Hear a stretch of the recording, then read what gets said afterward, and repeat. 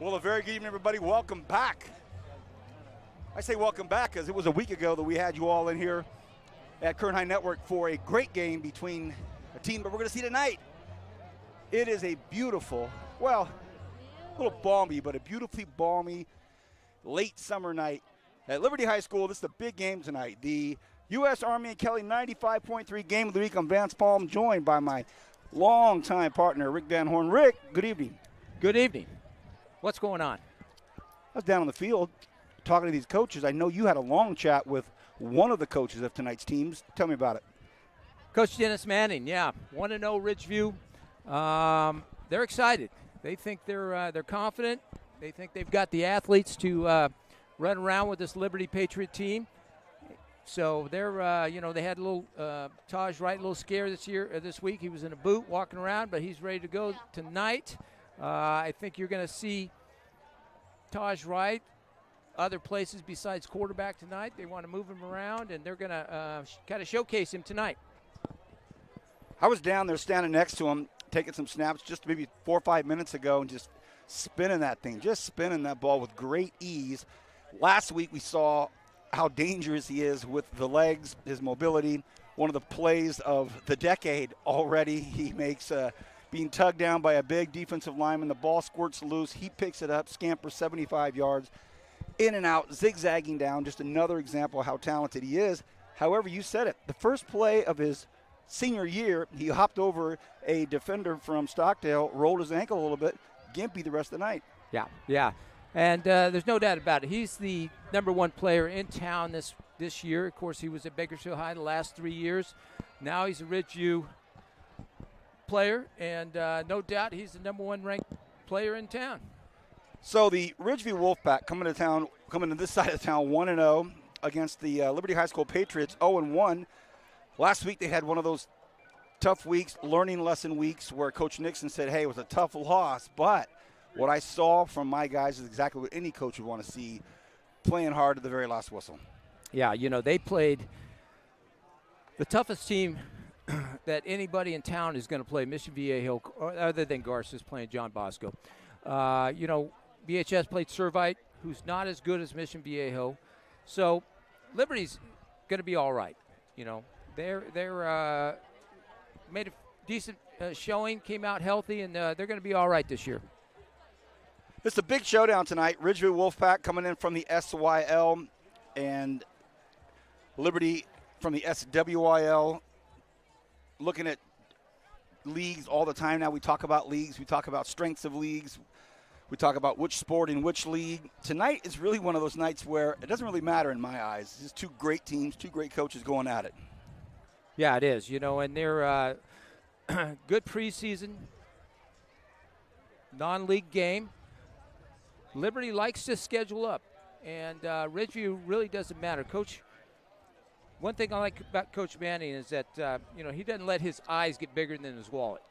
And what I mean by that is he doesn't go out and schedule a Bosco or a Mater Dei or a Servite and these guys. He's just going to say, hey, I'll play who's ever, and when it's the right time in the playoffs, in the finals, that's when we'll show out. August 24th, week 2 of the 2018 high school football season. This is the Kern High School Network's Kern High Network Game of the Week, United States Army and Kelly 95.3. Again, I'm Vance Palm, have my good buddy Rick Van Horn with me, and over on camera, K-Dub1, the part of the original crew, Kevin Willie, Miguel on all things technical, and V Squared here again is our boss. She runs in and says, you do this, you do that, and do it perfect. So we do. And we are absolutely thrilled to be calling this game tonight. 6.5 left on the clock before we get going. Liberty Patriots already lining up for the national anthem. Had a chance to talk to the officials down the field. You can even tell from them that it's a great one. The voice that you hear on the PA is the very familiar voice of Rick Hutchins. Does a lot of work for us at the Kern High Network, and he is the Patriots public address announcer. So it'll be kind of fun to hear Rick in my ear. And captain's meeting out there. And Rick, this isn't just any regular week 2 game. These are two local powerhouse teams going after it. A lot of attention here tonight. A lot of the media trucks trying to get in here and get parked and get wedged in here. This is a big one. It is. The 2 out of the 3 best teams in town are right here. You're right. Bakersfield High being the other one, but Number 12, Eddie Jackson. I think Ridgeview athletically is the only one that matches up against the Drillers as far as athletic-wise. Last week we saw some really big highlights from Taj Wright, but we also saw great smothering defense. Our Tony's Pizza player of the game, Maximus Hildago, big fella, backup tackle, picks up the rock and goes 50 or 60 yards with it. Talented kids at Ridgeview, but the Liberty Patriots, no slouch. They're at home tonight, and as that full moon, almost full, starts to glide over Bear Mountain, this is going to be a beautiful night for football. Once again, welcome everybody. Great to have you with us. If you're just getting to your iPhone, your phone, your iPad, your home computer, however you're getting us, we're stoked to have you with us tonight. It's going to be a big week 2.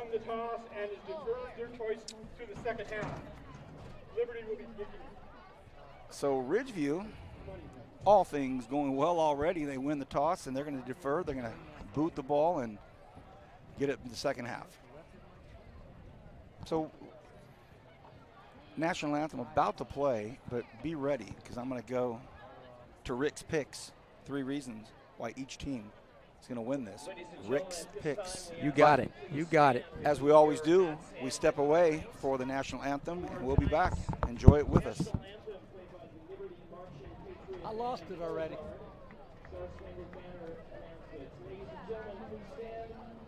Tonight, under the direction of Jason Armistead, will be trumpet soloist Jared White.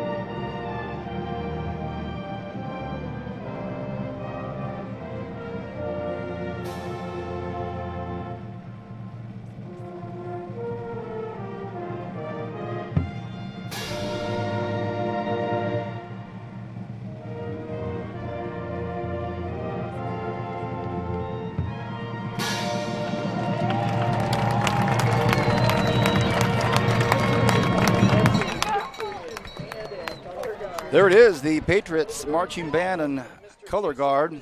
Great job in national anthem, and we're getting ready to go. We are at Liberty High School. The Patriots will hustle back into their locker room for just a brief discussion with their head coach Brian Nixon, and the Wolfpack just kind of slide over to their sidelines and get together. All right, it's time for Rick's Picks. 3 reasons that Rick Van Horn believes that if this certain team does this, they can get a victory. Rick's picks for a Ridgeview victory are? Ridgeview. Well, I'm going to give you 3 names. Taj Wright, Elijah Alexander Williams, and Dylan DeGraffenried. Those 3 guys, if they can make big plays, Ridgeview is going to be all right. I love it. Rick's picks are 3 guys. That's pretty much, and you look at those 3 different players and what they're able to do. It's a dangerous trifecta. Sneaky. I saw what you did there. So for the Liberty Patriots, Rick's picks, 3 reasons why the Patriots will leave here tonight with a victory. I'm going to give you their strengths are their running backs. Okay. With Sam Stewart, Giante, and Villanueva. Right. And Villanueva's all-league linebacker last year, but now he's playing running back, and he's a tough kid.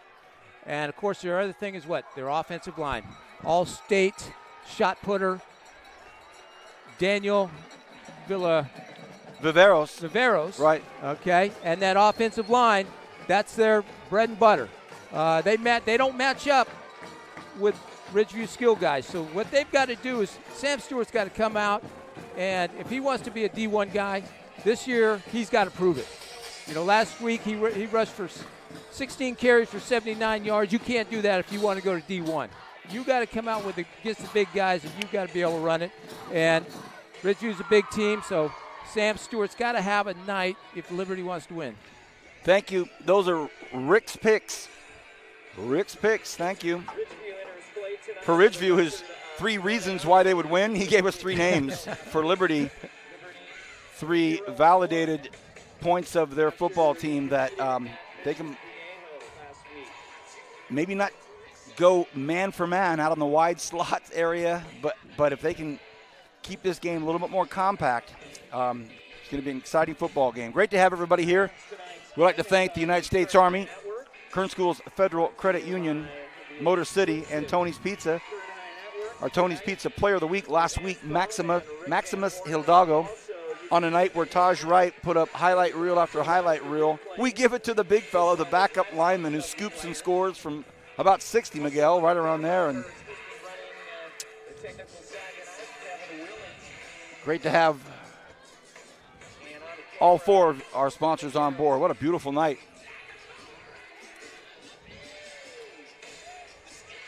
As always, Liberty High School, so welcoming. Saw Tim down there. He thanked us for being here, and I said, my man, thank you for the great setting that you give us. Some Hall of Famers down here in front of us. I'm not giving any names. But, man, it's a Hall of Fame night. I'm with Rick Van Horn. And here we go. Miguel, you ready? V squared, you ready? Kevin? Always ready. Partner, you ready to go? Ridgeview will kick to start off the U.S. Army and Kelly 95.3 game of the week, week 2, Kern High Network for the Kern High School District. Here we go, underway right now. Low kick, 3 iron that scoots down to about the 16-yard line, bobbled for a moment, little bit of room upfield. Hey, look at this, everybody. Will he get away? He does, and it's Winston Jounty, one of the 3 of Rick's picks. Winston Jounty starts off with a fantastic kickoff return to give the Patriots just coach's dream to start the football game off. That's one of the things Coach Manning talked about before the game, is they didn't want to kick it deep to Ramon Henderson, the transfer from Independence, because he's a threat anytime he touches the ball, number 11. So, first set of downs for the Patriots, already inside Ridgeview territory, about the 49-yard line. They say a 36-yard return from Jounty. Could have been more. All right. A new look for this QB position. We'll talk about that in a moment. Gonzalez is the QB in the shotgun. For just a second, he has Jounty in front of him. They go to Sam Stewart Jr., the big fella. Rumbles right through the tackles. And he puts a couple of big hits as well. He gets very close to the first down. So we know all about Sam Stewart Jr. What about Hector Gonzalez, Rick? Well, he's transferred from Redwood. Came in this year. You know, he won the job over Dakota Ochoa, who's a great football name here in town. But big kid, 6'2", 190 pounds. So anxious to see him play. 2nd and 1. They gave Sam Stewart 9 on that. Gonzalez in the shotgun. Perfect opportunity for a little tight end. Let's see. They stay on the ground to Sam Stewart Jr., and he grinds out a first down. Still on his feet, and it'll be first down about the 37-yard line. The quarterback last year and the year before that, Isaiah Hill, the great Isaiah Hill, who decided his senior season will be focused solely on basketball, arguably the best basketball player in the city, one of the top 3 at least, and he's going to keep his focus on the hardwood, so that opens up the door for the quarterback competition and Hector Gonzalez behind center tonight.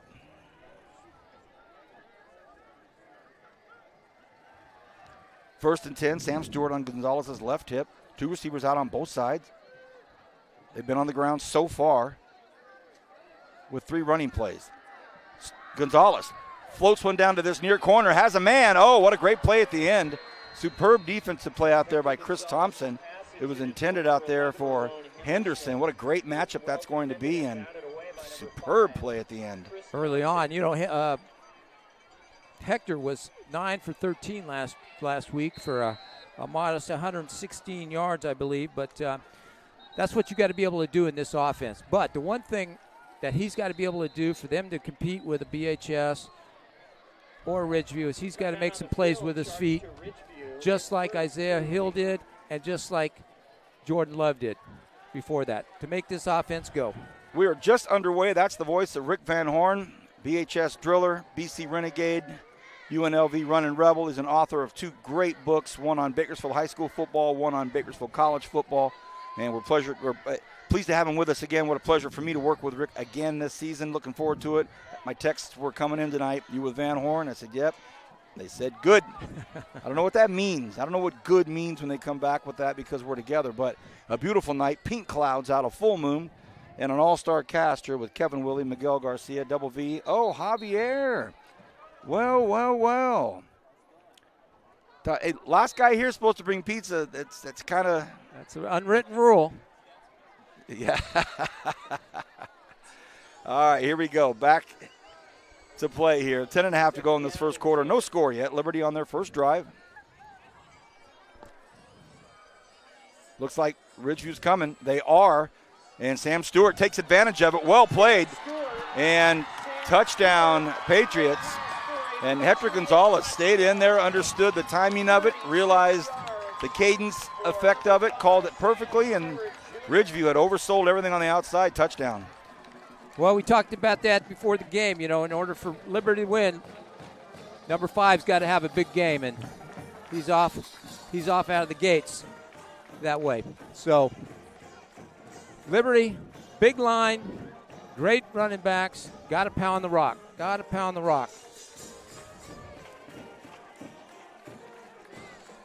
PAT, the snap, the hold, the kick, it's up and it's through. A flag, and the whistles blow, intending for all the players to stay on the field. We will take our first break of the evening. It says 7-0. There was a flag. We'll find out when we come back right after this on Kern High Network.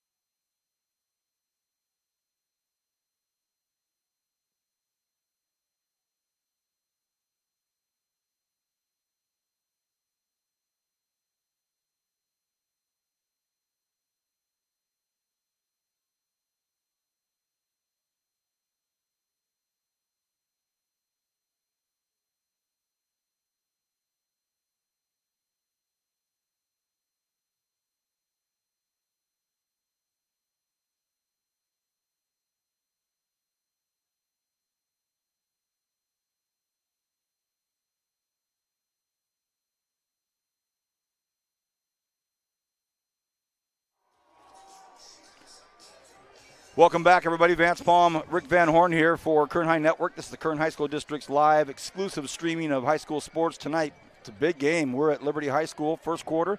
Liberty leads 7-0. They just scored, and on top of that, there was a roughing the kicker on a good PAT kick. So now they will kick off. The tee is at the Ridgeview 45. So opportunity for Bull Evans to test his leg, maybe get a field goal. See if he can go. I recognize 55 it. yards. I recognize this name, Blevins. It's up. Like it's offside. Up, and it's almost good. Almost good. I believe his dad was an all-area lineman for the Drillers back in the glory days there in the early '90s, and the Renegades. So now we get to see the Ridgeview Wolfpack.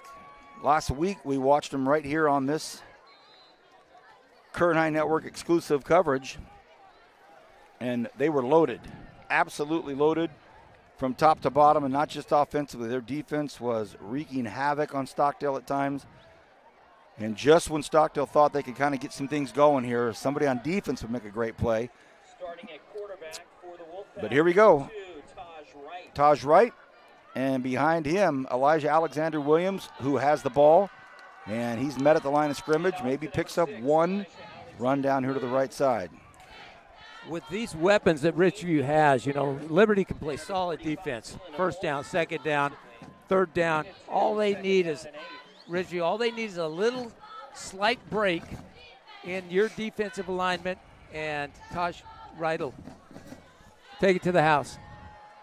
Under 10 to go here, first quarter, 7-0. Liberty scored on their first drive. Wouldn't say easily, but it looked pretty workmanlike, very yeoman-like. They just put it in. Right.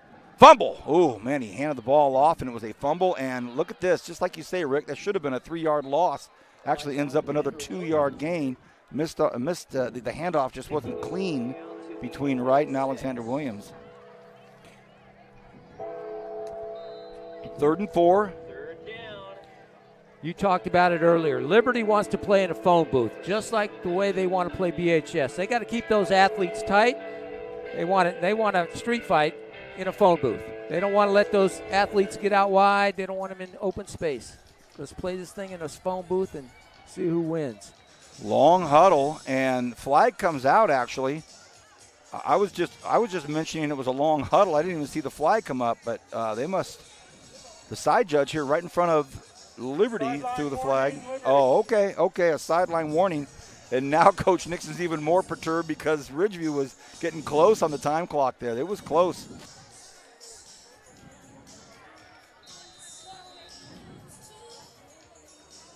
The White Hat starts the clock. 3rd down and 4. Oh, it's going to be a first down and more. Or will it? They get him. Oh, look at the second effort by Elijah Alexander Williams. That is all Alexander Williams to pick that one up. They move the chain. That's a big first down. Liberty was looking to get that ball back.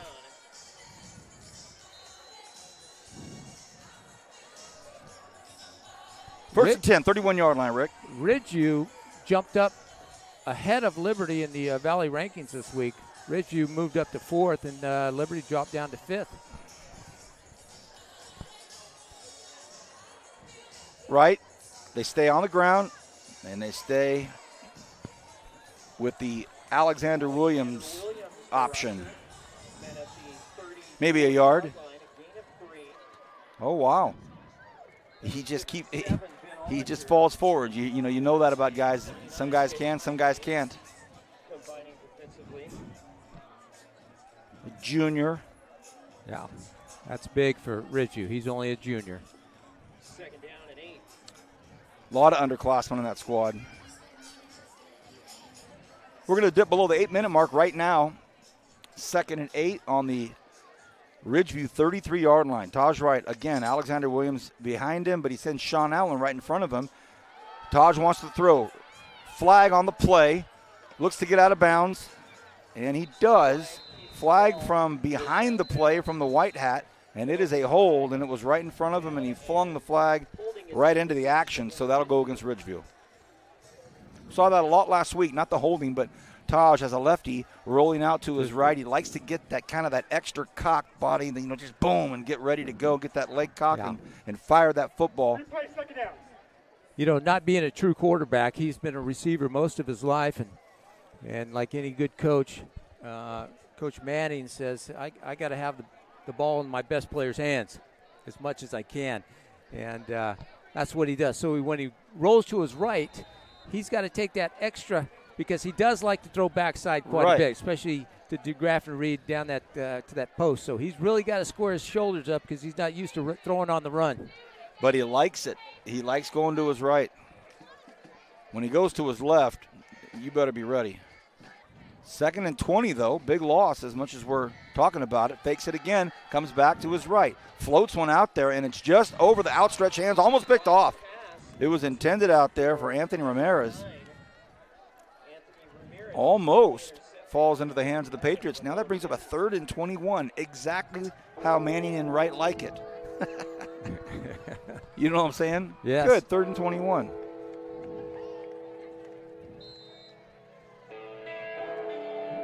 I think Ridgeview's offensive line gets undersold because their backs and their skill guys are so good. But if you look at those guys, there's some beef. There's some beef up front. And they've got some talent, some quick feet. And now we have 3 down here to the right side, bottom of your screen. 3rd and 21, right all alone back there. Throws one out to that side, and it's just a bad pass. It was intended for Anthony Ramirez. And now that'll bring up 4th and super long, and a rarity. Ridgeview will punt. Just didn't look good on that play. Didn't look good. It looked like a receiver throwing a pass, right? And not always going to be real sharp. So, standing midfield, Hunter Riley. And here comes the punt. Fabian Guillen will do the work. Saw him last week. Strong leg. And it takes a beautiful Ridgeview bounce, and it just keeps on rolling. Wow, we put the numbers together. Wow, the 24-yard line. So great punt. Flop the field, and the Patriots will have it back. 56 yards is what they say. 7:21 remains in the first quarter. Vance Palm here alongside Rick Van Horn. Kevin Willie on camera. Miguel Garcia. We have an Arvin Bear, a Driller, an East Blade, and a West High Viking. All 4 of us up here. Nice. So, Rick, Liberty, back on offense. They're 1 for 1 on their drives. They get the ball at their own 24-yard line. Quarterback Hector Gonzalez stands in the shotgun. He has a running back on both sides now. He's got Hunter Riley and Sam Stewart Jr. back there. It could be a great setup for a screenplay. Let's see what happens. No. And they hand the ball off to Villanueva. It was not Riley. It was Villanueva. There's another name, Anthony Villanueva, another senior. Wow. Yeah. Wow. He was almost strictly defense last year. Tough kid. He was all area. Outside linebacker. Outside linebacker. I think he was player of the game, one of the games we had last year. Tough kid. Now he's toting a rock for him. Picked up 5, 2nd and 5. Between tackles, Sam Stewart, look at him just work it. Man, he was hit at the 31, and he got to the 36-yard line with 2 Wolfpack on him. Well, I saw a big 65 there leading opening the big hole there for him. Daniel Viveros, state shot putter.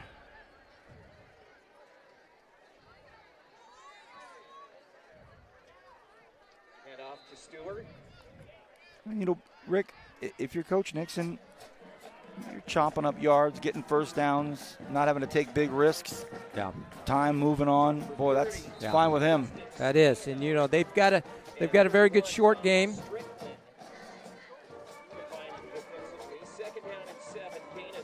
Hector Gonzalez has proved last week that he's got a handle on this short game, which is basically an extension of, in this offense, of a run play. Connor Matzke and Hunter Riley out here on the bottom right of your screen. Gonzalez, they're going to call a flag. They're going to call a penalty here. The flag came out. Oh, encroachment. Oh, boy.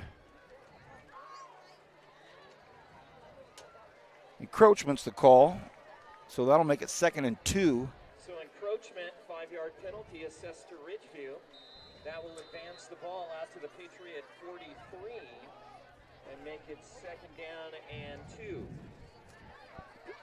It's surreal sometimes to hear Hutchins, one of our Kern High Network play-by-play man, on the PA, and then I've got you to my left. I may just lay out for a few minutes. Let Rick just call the action, and you color it up. Here we go, 2nd and 2. Gonzalez steps back, quick toss in the middle, and behind his receiver. And Gary McGowan Jr. on defense out there. If he'd have had his Odell Beckham hand, that'd have been a pick. He would have, yeah.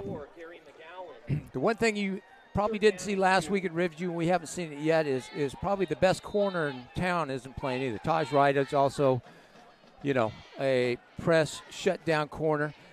Coach Manning did say as the game goes on, you may see DeGraff and Reed and Wright on defense in this game. What a luxury. 3rd and 2. Sam Stewart, heavy lifting, picks up the first down again. Lunges ahead and picks up a Liberty first down. So the Patriots continue to march. 5 minutes to go in this first quarter. Hope you're enjoying our live exclusive broadcast of Kern High School District's Kern High Network, the U.S. Army and Kelly 95.3 game of the week.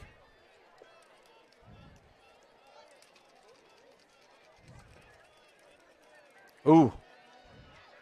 Crazy snap, and now Stewart picks up 7, 8, 9, 10, still on his feet, and knocked out of bounds at about the 33, 32-yard line. So another strong run by the Patriots. A little different look there, kind of what they call a cutback. So usually on that zone play, he would come across the formation, across the center, but he's getting to that center and then cutting back because he's cutting under all that pursuit that Ridgeview has. 4:46 when they start the clock here after this first down. Strong right side, 3 receivers over there. They start it. Gonzalez starting to feel it. A nice energy and pace to this drive. Started way back on their own 23. Takes the snap. They keep it on the ground. Beautiful running and all of that traffic over there by Villanueva. Just the balance and the vision and not afraid to, hop and skip into contact. He knew it was coming, but he had a little head start there, and boy, he looks poised and nice in that backfield. And that Liberty offensive line, one of their strengths is as the game goes on, if they're as good as advertised, they're going to wear down that Ridgeview defensive line. 2nd and 4, 4 minutes and 5 seconds left in this first quarter. Liberty looking to get in on their second score. Again, they go with Villanueva, and he is hit at about the 23, 24-yard line. And really close to a first down. And, boy, that any defensive line that has to weather 2 long drives in the first quarter, you're right, Rick. 45 minutes from now, it's going to wear. And they're doing exactly what they need to do. Eat the clock up, run the ball. This is a game plan that we might see later on in Game 10 against another team. Jacob Luter, 6 foot, 270. Number 78 comes in at right guard specifically for this play. Gonzalez taking it down to the last second. Oh, they're going to have to call a timeout. And Coach Nixon not thrilled. He had to get Luter in there late, and he was pretty vociferous about it. We will take a quick break. The score is 7-0, 3:28 left in the first. You're watching Liberty hosting Ridgeview, 7-0 Liberty here on Kern High Network.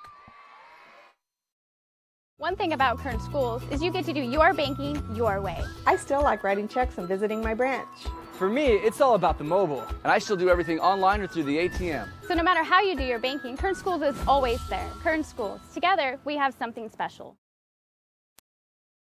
One thing about Kern Schools is you get to do your banking your way. I still like writing checks and visiting my branch. For me, it's all about the mobile. And I still do everything online or through the ATM. So no matter how you do your banking, Kern Schools is always there. Kern Schools, together we have something special. One thing about Kern Schools is you get to do your banking your First and 10, Liberty. At the Ridgeview 22, 3:28 left here in this first quarter. Gonzalez looks poised, drops back, has a little time, flushed out of the pocket, and a flag on the play. And looking for some space out there, but the same referee threw the same flag on the same kind of play, and it's the same call, holding. Probably a hold. And it is.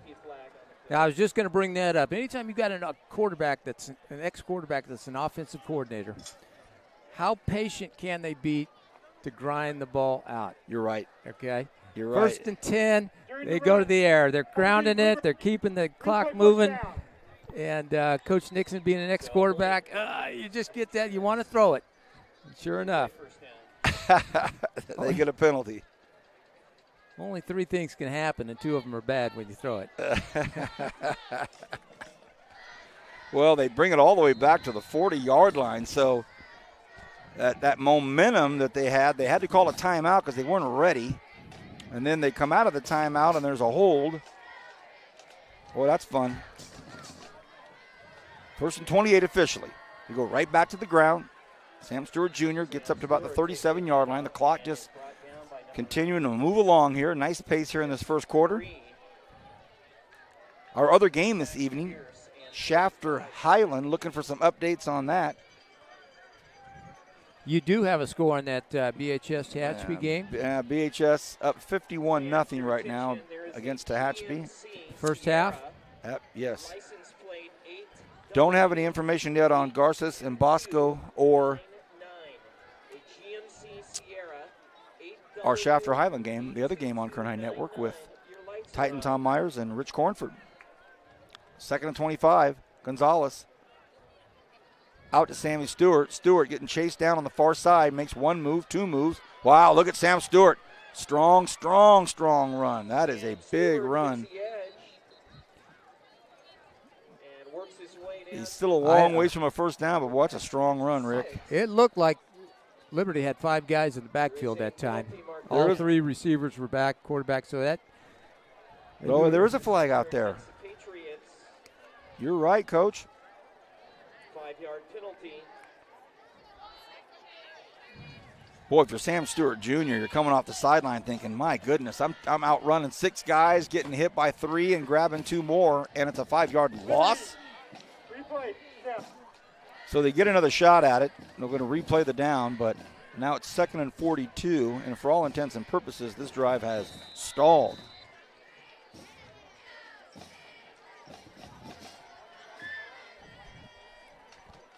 Now you talked about that screen a little earlier. This might be the time here.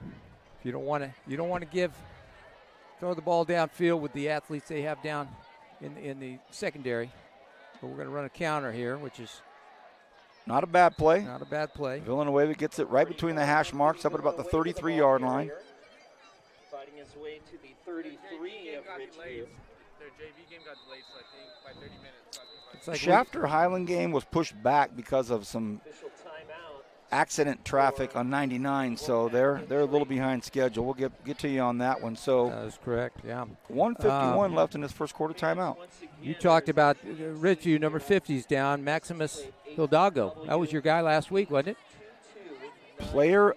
He was our Tony's Pizza player of the game, and in a game where Taj Wright put up 6 or 7 highlight reel moves, the impact play, what we believe was the impact play of the game when Stockdale was starting to get something going. It looked like they had a little mojo happening.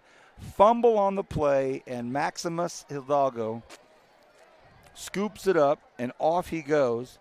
Miguel's typing away. Kevin's catching him on camera. Cornford and I are trying to figure out who it is. You can hear Rich and I going, who is the guy? Who is the guy? Who is the guy? Finally, we figured out 3 pages deep, Maximus Hidalgo. Well, I'll tell you what we'll do. We'll take a break here. He's down still, and they're tending to him. And I say that, and he gets up. So he's up, and Maximus is up. It's good to see.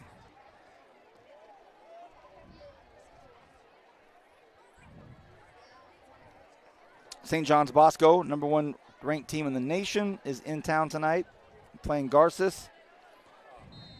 Garces going into the teeth of the dragon. Well, if you're going to go big, you might as well go all the way. All right, 3rd and 21. What do the Patriots have up their sleeve now?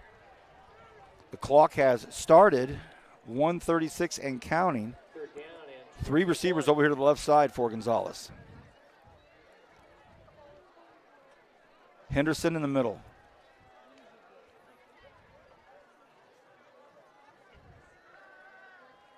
It's a quick shot out here to Jounty, and Jounty gets to about the 30-yard line.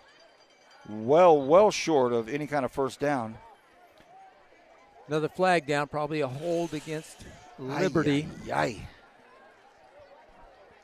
Boy, I thought this quarter was swimming along nicely, and now all of a sudden, I don't think we just won, 5 plays with penalties?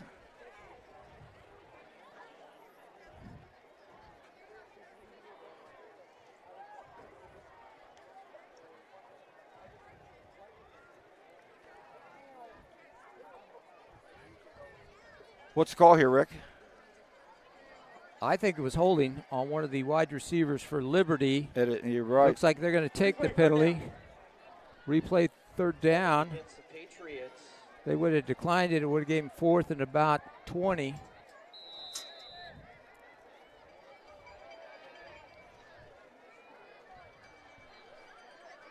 Ball spotted on the. It's back to 3rd and 21 again. I'll tell you what, I'd like to see, I want to see this series on paper, about 15, 16, 18 plays. Gonzalez drops straight back, has a ton of time. Oh, and he floats one out, and it is, a beautiful strike to Winston Jowney. Pass intended for number 23, Winston Jowney. Hit a lot of protection in that pocket, Rick, and he let it fly. And they're in that funky part of the football field that, punting was not a given. See a lot of players coming off the field, but I don't see any wholesale change. There it is. Yeah, here they come. That would be a Adam Vinatieri. Right. That would have been a Seabass. That would have been a Janikowski there, kid. yeah.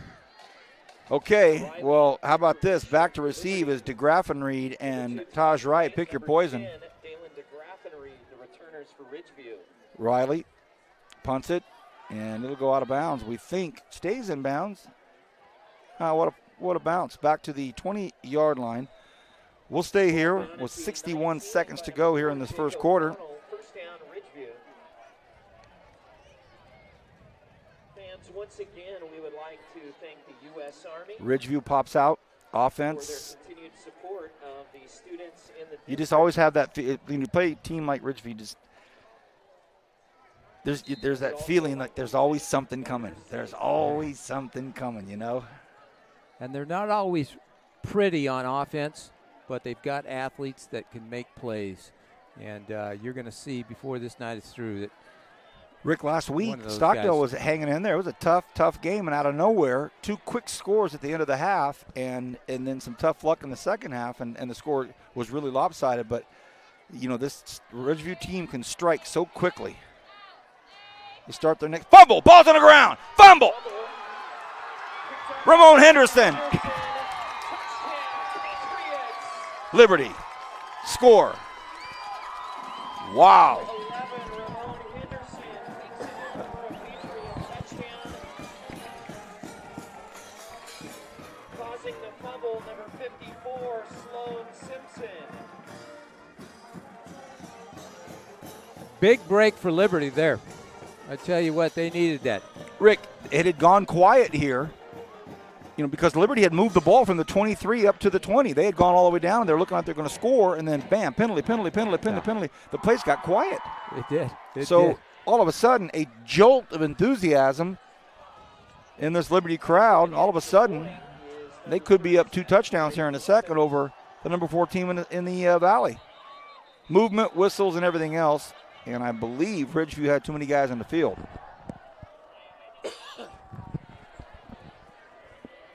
Dead ball, substitution infraction, Ridgeview. Coach Nixon wants to. Did he get it off? I always love when the officials keep the mic on. Get to hear some fun stuff. Did you hear what Van Horn said last week? oh, excuse me, my mic's on. Hang on a minute. Dead ball, substitution infraction. So Coach Nixon declines it, says let's get down to the business of getting this PAT, capitalize on this momentum while we have it, Let's get it through and kick off. Braden Blevins, the snap, the hold, the kick. It is up. It is good, but a late flag in the scrum right in the middle of it. I believe the kick is going to be good no matter what. So 14-0 goes up on the board, and I think it may be on Ridgeview. Might have been hopping over the center or something. I don't know. Now Coach Nixon wants to hear what's going on. He's got his hands up. We're going to stay here. We won't go to break since we're so close to the quarter break. 51 seconds to be exact, and the Ridgeview crowd over there, they've scored 40. They were 42 straight. Now they've been scored twice on.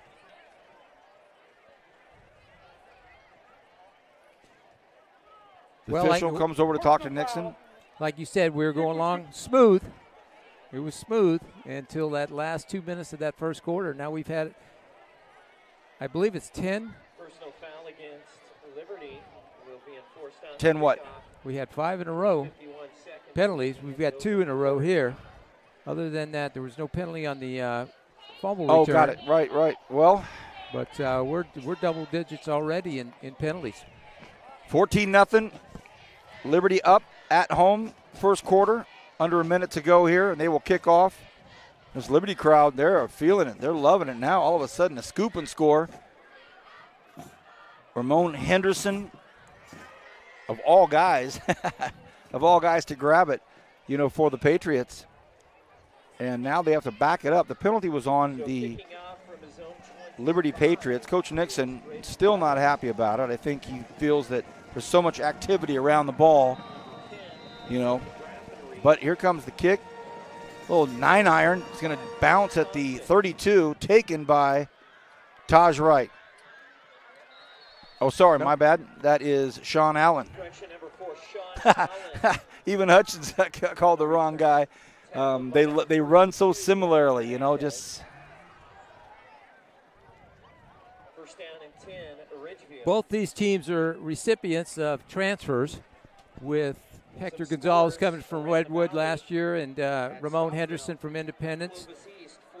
For Ridgeview, you've got Taj Wright and Ramirez. I think it's Anthony Ramirez, the receiver they got from West High. Outstanding player.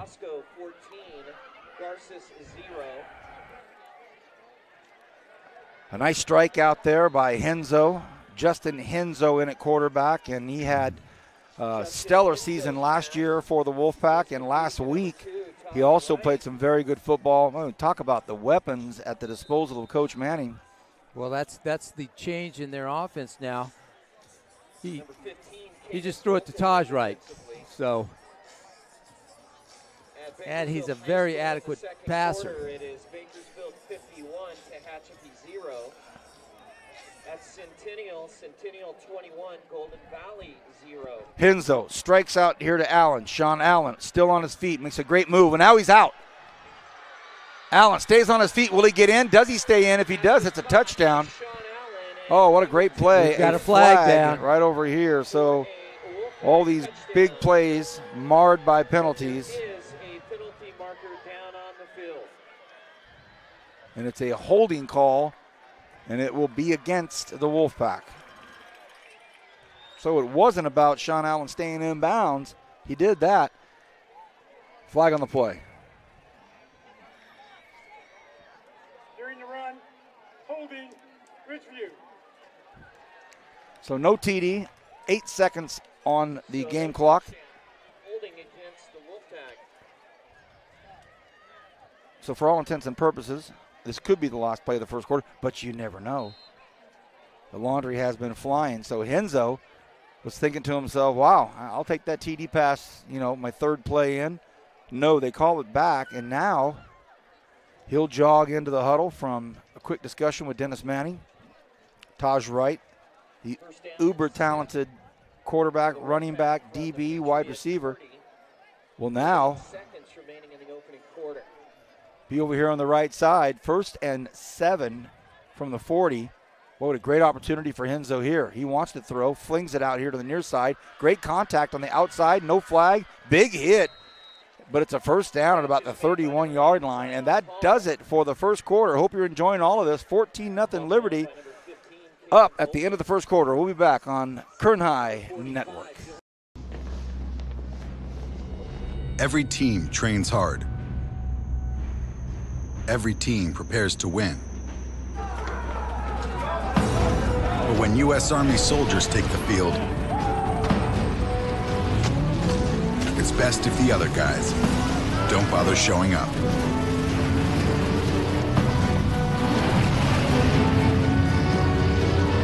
See if you have what it takes at goarmy.com/team. One thing about Kern Schools is you get to do your banking your way. I still like writing checks and visiting my branch. For me, it's all about the mobile. And I still do everything online or through the ATM. So no matter how you do your banking, Kern Schools is always there. Kern Schools. Together, we have something special.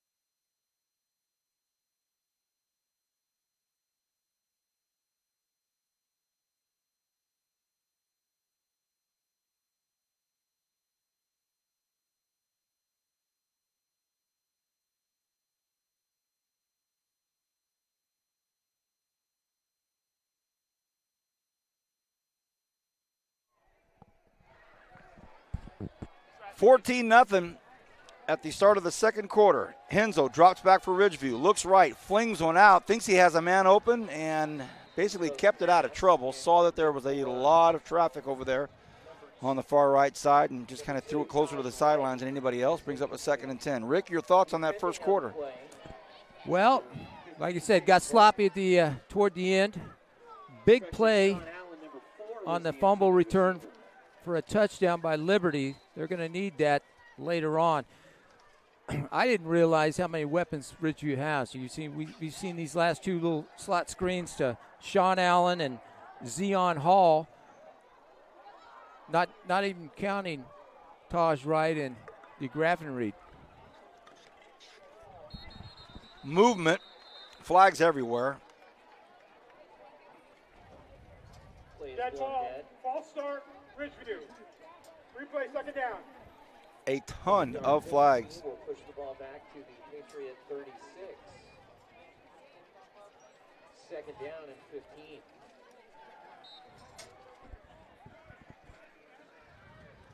Wolfpack thought they had a touchdown. Call back on a hold a few plays ago. Now it's 2nd and 15 at the Liberty 36. Henzo steps into the pocket. More flags, more whistles, more laundry. Goodness. Dead ball, false start, Ridgeview. Replay 2nd down. Ugh. Never like to see this. Big game, a lot of excitement, a lot of adrenaline, and then marred by 2nd down and 20. lots of flags.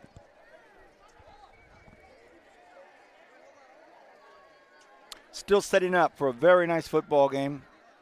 Liberty scored in their first drive, stalled their second drive, then scooped and scored on a fumble recovery in the first play of Ridgeview's last drive. Ridgeview thought they had a touchdown here on this drive. It's called back. Now they try to gain some more yards. Kicked out to Sean Allen. Number 4, Sean Allen. Penalty marker down. Oh, boy, another penalty. What do you know?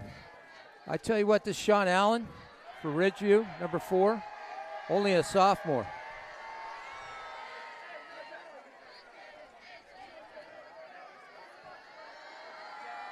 Holding on Ridgeview.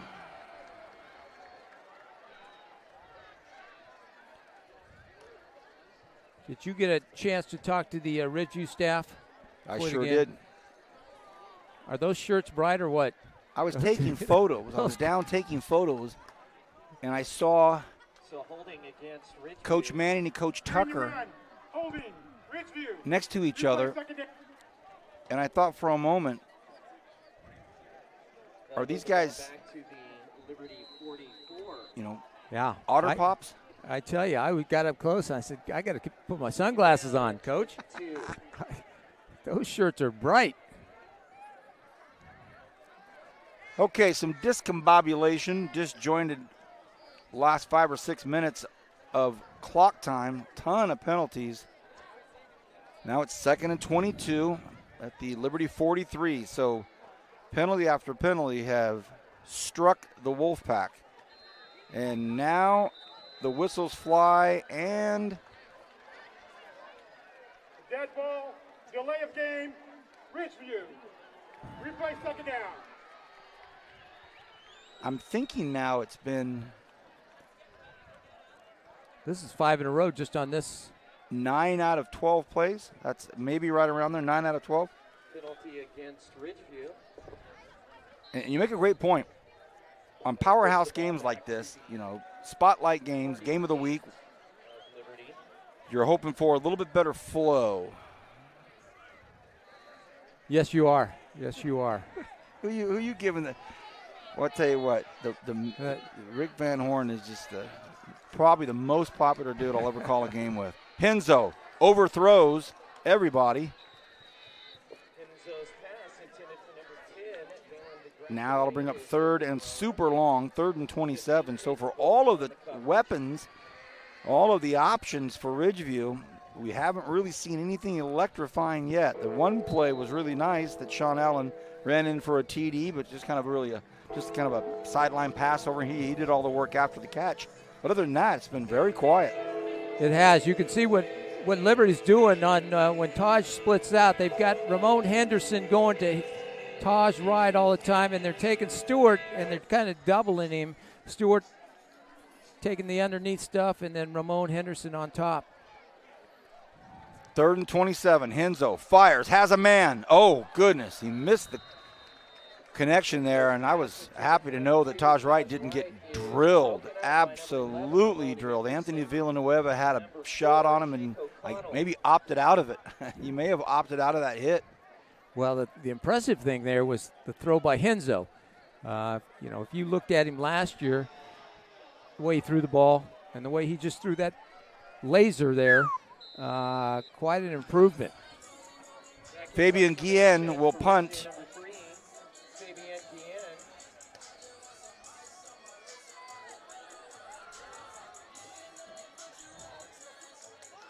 They come after him. They don't get him. Nice punt. And it just takes a beautiful bounce out at the 5-yard line. Another great punt, and the coaching staff out there to meet Fabian. Tell him, nice job. The ball's at the 5-yard line. That'll put Liberty way back. First down and 10, Liberty. Rick, got some coaching changes this year.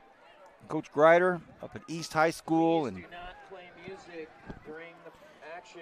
we have, Coach Perucci's at Shafter, been there now for a couple of years, but he brings some top names with him to go coach up there with him. You had Eric Smith last week calling plays for Stockdale. Got a new staff at Golden Valley. Mm-hmm. Independence, Tyler's coaching there. Yep. A lot going on in the coaching ranks here. But these two guys have been here a long time. Brian Nixon, Dennis Manning, a matchup of two of the best. Hey, penalty. Play is blown dead. Penalty marker down.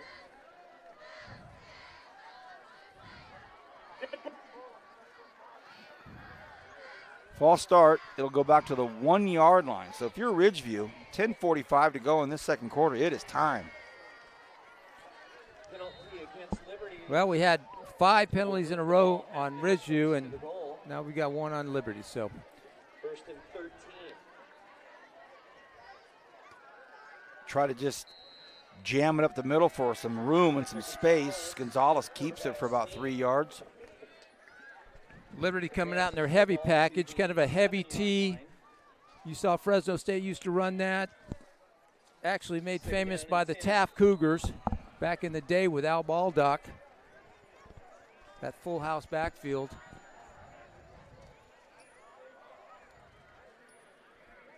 Ridgeview in the SYL. Liberty SWYL. 2nd and 10. They gave him nothing on that. Gonzalez drops back, has a target, but overthrows it. No flags. Oh, a late flag. Gonzalez's pass intended for Connor Matsky. There is a penalty marker at the 16.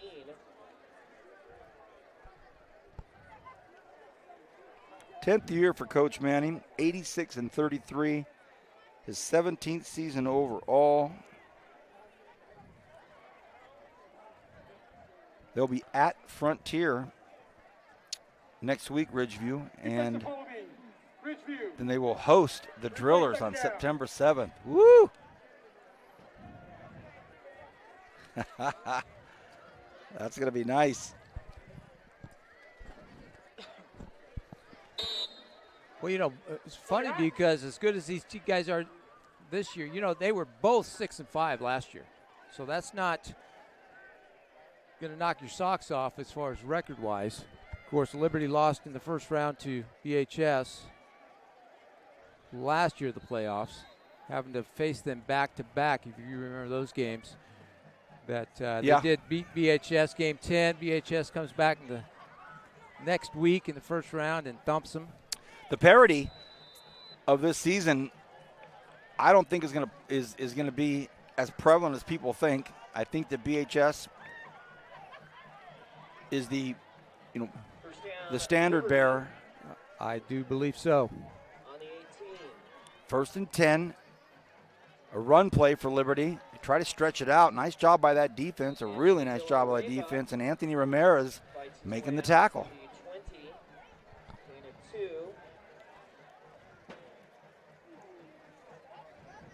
Tackle made by number 9, Anthony Ramirez. 9:20 left in this first half.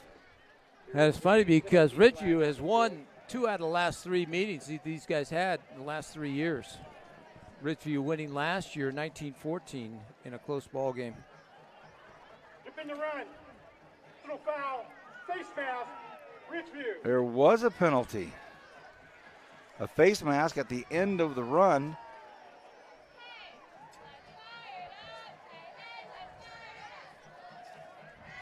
How much do those flags weigh?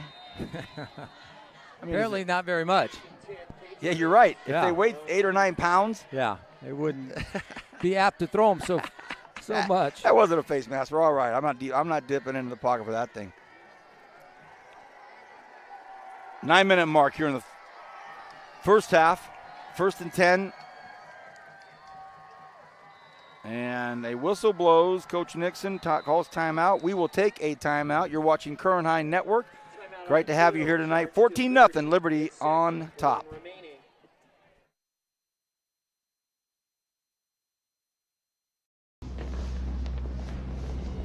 Every team trains hard.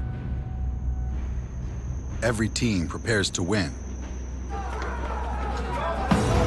But when U.S. Army soldiers take the field,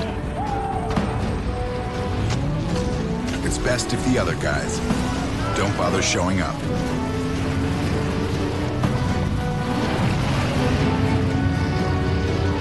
See if you have what it takes at goarmy.com/team.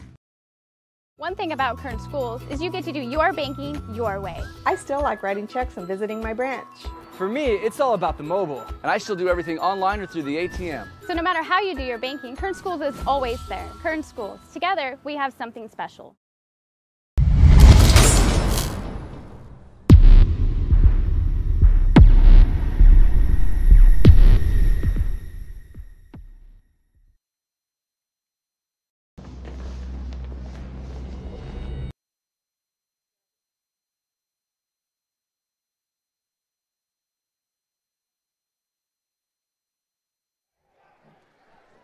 First and 10, 35-yard line.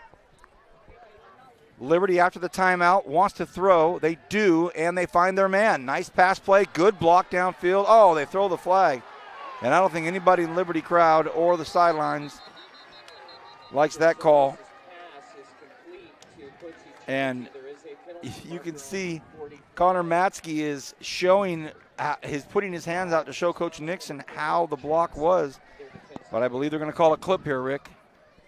Yeah, you didn't get much fight from Coach Nixon there. I think he saw that. Kind of coached Connor up on that play. Well, it's a personal foul, so it's going to come back. So even these nice plays that quarterback Hector Gonzalez is trying to get into the system and get it going and get it rolling, and then these plays get called back as well. So there's been a lot of yellow so far tonight, and maybe I hexed it when I said, boy, the game's moving along nicely. And bam. I think you did. Don't say it, Kevin. Don't say anything. Look, your mic's not on for a reason. Scoring update from Bakersfield Christian. You're right. I'm not. You're right, Kevin. I don't see all the flags because of the Ridgeview pants and coaching shirts. Okay, 1st and 19. You don't hear that every night.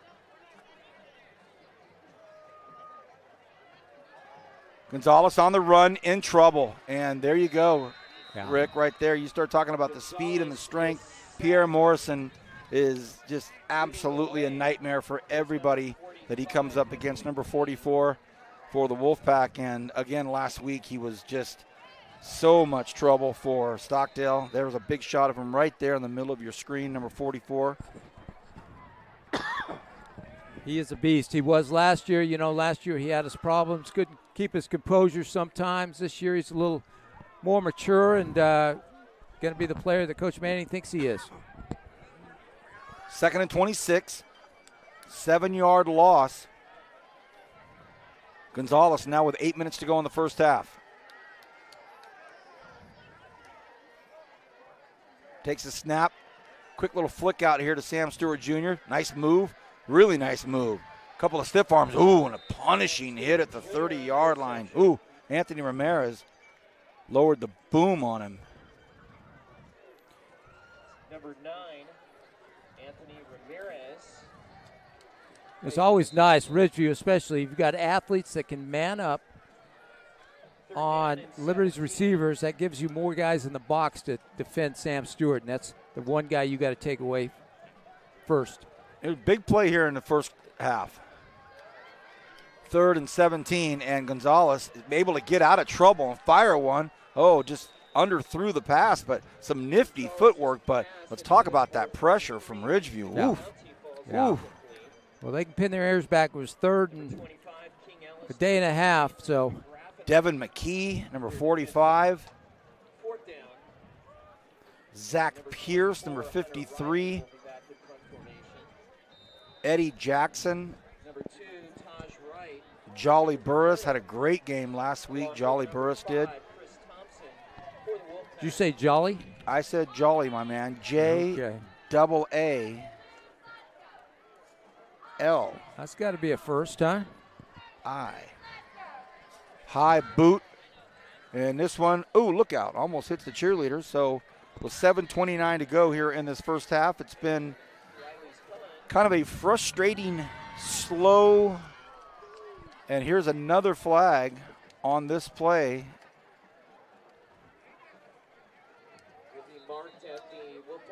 Wow. You know, the one thing I noticed that we've been used to when you see this Liberty offense, and we talked about this before the game, Liberty quarterbacks have to be able to make plays with their legs. You know, in order for them to compete at the higher levels, go further in the playoffs, we saw that from Isaiah Hill, Jordan Love. They were a threat anytime they had the ball. I kind of get in the – Hector doesn't have that ability yet. Yet.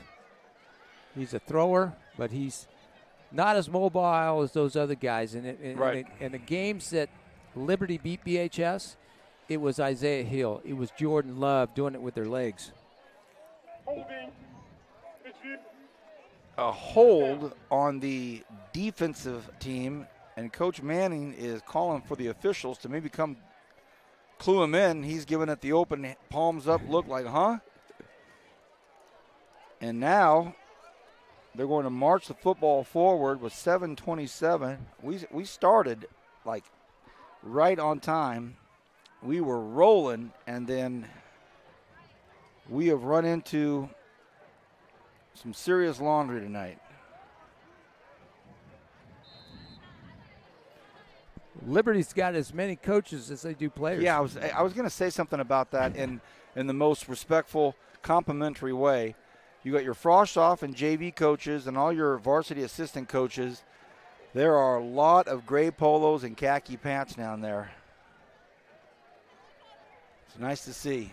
All right, 1st and 10, Ridgeview. The handoff goes to Alexander Williams. Finds about 4.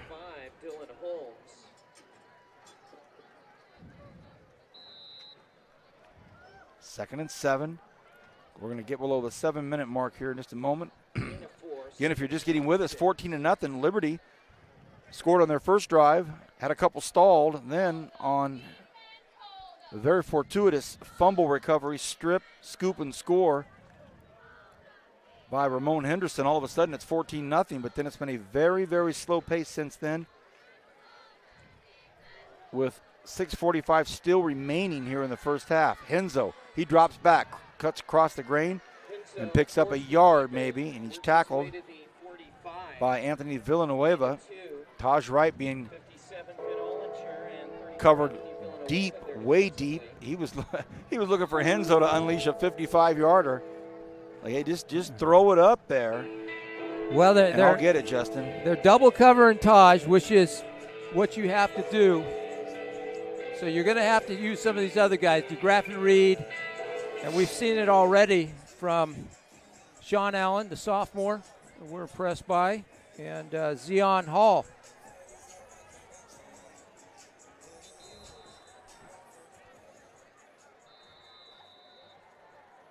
timeout.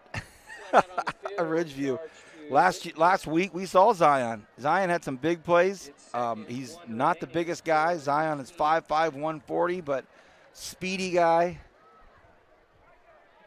So 14-0 is the score. We have a timeout on the field. Some of the other scores that we're getting tonight, BHS taking care of business in a big way. The Garces Rams hosting the #1 team in the country, and they are showing that they're the #1 team in the country pretty early tonight. Stockdale hanging on against Clovis right now at home. Other scores just continue to kind of roll in.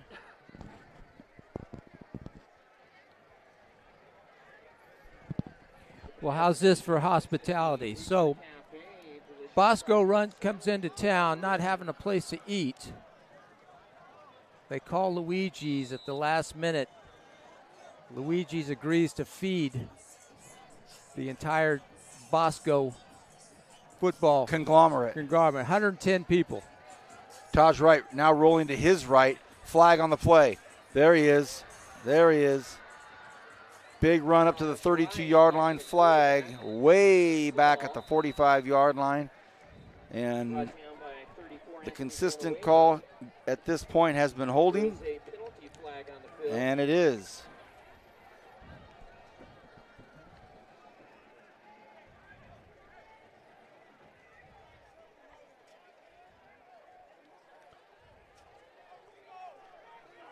So that'll come back. Holding Ridgeview. Replay third down.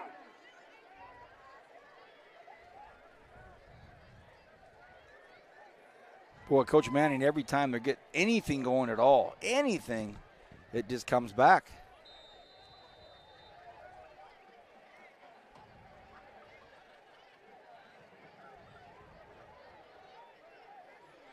I want to thank United States Army for being incredible partners here with Kern High Network and the Kern High School District. Thank you, of course, to Kern Schools Federal Credit Union. Again, we want to thank Motor City. And how could we have a game, any athletic competition, without Tony's Pizza and the Tony's Pizza player of the game? Right, rolls to his left. Now he's under pressure, and he goes down to the 32-yard line. Oh, what a big tackle out there by Dylan Holmes. And he just took an angle at Taj, stayed on it, and Taj was not running at full speed. So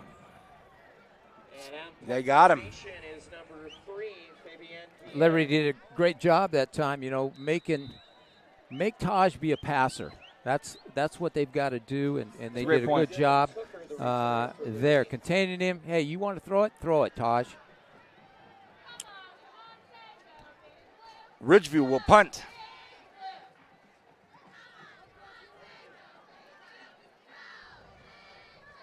And that ball sits down at the 33-yard line. We'll take a quick break on Kern High Network.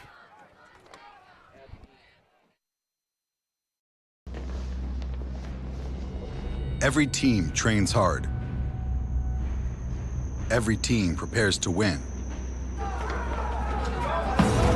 But when U.S. Army soldiers take the field, it's best if the other guys don't bother showing up.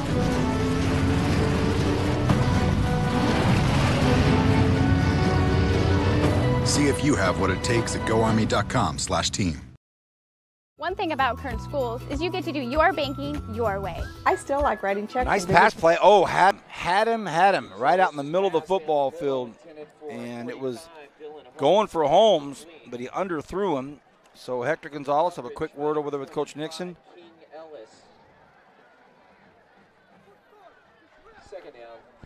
Ooh. Liberty showing a new wrinkle there, going 5 wide with just the quarterback out there, 2 tight ends.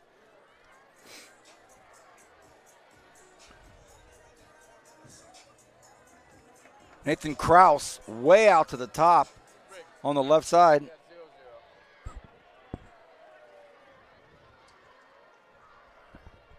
Gonzalez slow playing it, takes the snap, hands it off to Stewart. Stewart drugged down at about the 35-yard line, maybe a gain of 1 or 2, so a quick third down. That came quickly, huh? Yes, it did. But we didn't have a flag. That's a good thing. Thank you, Rick, for thank you for guaranteeing that we'll see one now on this play. Thank you.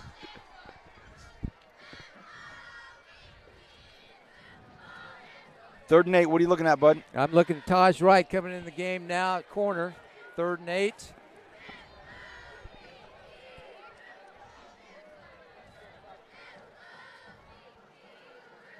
Gonzalez stands at the 30, takes the snap, fakes the pitch. It's a run play, handled pretty well by Ridgeview. A nice strong run play out there by Winston Jounty, but a nice job by Ridgeview. They didn't bite. Winston Jounty. And that's going to bring up a 4th and 5 with 3:20 to go, and I would think the Patriots have to punt this away. I don't know. You know, Liberty's got some I'm impressed. I like Jonte's game. He's a kid that can play. You can put him at receiver.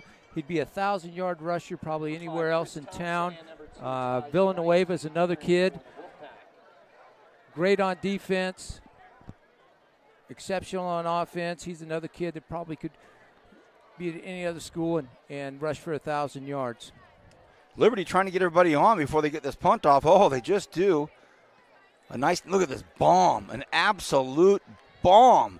Taken by who? Taj Wright. Looking for some space. We're looking for crackback blocks. We're looking for no flags. And Wright goes out of bounds at about the 22, 23-yard line. So a huge punt. Taj Wright. Whew.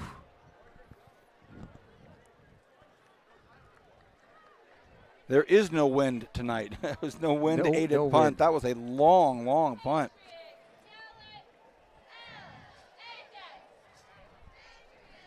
Liberty doing a great job bottling these guys up. If Ridgeview can keep their composure, you saw right there at the end of the play, Taj Wright kind of getting a little frustrated because he hasn't had. You're right.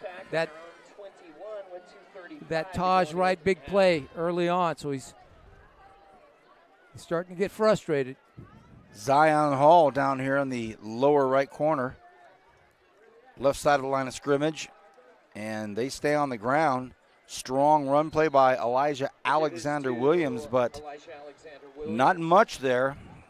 So if you're a Liberty Patriot fan, you've had a lot of time to chit-chat with your family and friends with all these stoppages of play, but at the end of the first half, you look up and see 14-0. That's a score you're happy with. It is. It is. This explosive Ridgeview team has not gotten on the board yet. The one time they did, it was called back. Miguel Garcia to my right, handling all things technical. Kevin Willie on camera. V Squared and Javier are somewhere. I think they're down on the field getting shots. Photos. Nice little pass out here to the near side. Did they pick up the first down? Ooh, awfully close. Real close. Going to be close. Alexander Williams with the reception. They move the chains. Like they got it. They move the chains. Minute 40. Out to the Ridgeview 36. That should make that be 32. Henzo working against the clock now. 1.5 left here in this first half. Movement right here next to us, and that's going to be against Ridgeview. Dead ball, false start, Ridgeview. The big fella, Titus Yepes, 6'2", 250. You can't hide when you're that big, and you're right out on the left side, you know. Moves the ball back, 1:28 to go in this first half. 1st and 15 now. First down at 15. Henzo fakes to the left. He's a great runner if he gets free, but no dice. That Liberty defense is playing some great football. How about the work by Jake Jamie, 5'7", 220, number 79. Assisted by 25, and a timeout taken. 2nd and 15 now.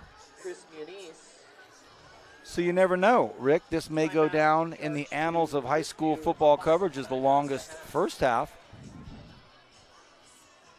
We started this thing at 7:30. Miguel made his dinner reservations for 9:30 right over here at P.F. Chang's. You're sorry, buddy. You call that one back.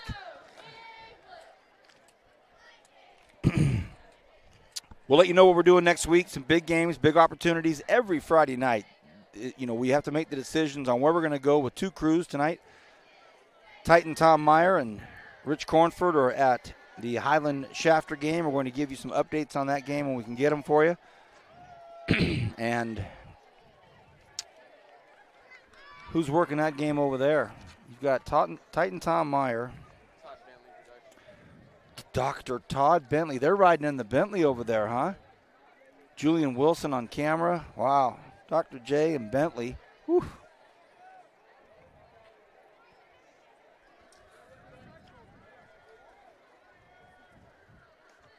At KHSD Athletics. Our Facebook page is also there, Kern High Network. These games get a lot of traction. A lot of people watching these games. Second down and 13. All right, here we go. $1:11 left here in this first half. Second and 13, Henzo. Looks to his left. Henzo gets out of trouble for a second, breaks away, and he runs into more and more trouble. And this time it's Jacob Luter. Some big fellas running awfully fast, Rick. They sure are. And Liberty's getting pressure with just 3 and 4 guys. That time they sent 4, the center backer blitz.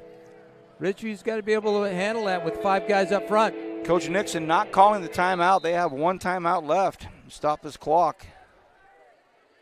Henzo has protection this time. Flings one down the far side. Floats it up, a man wide open, but it's thrown out of bounds. He had Sean Allen. It's a lot of real estate out there, so now all of a sudden it's 4th and 13 with 35 seconds left.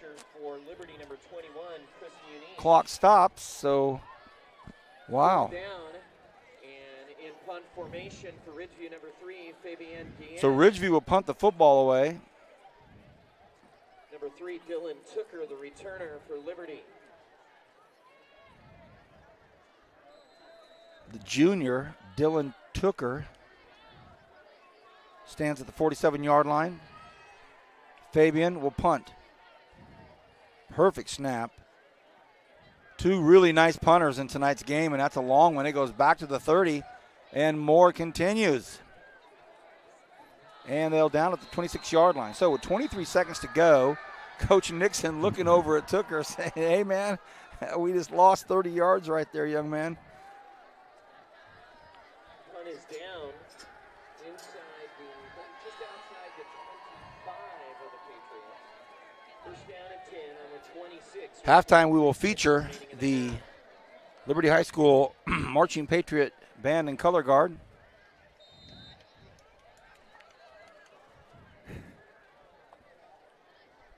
Rick Van Horn.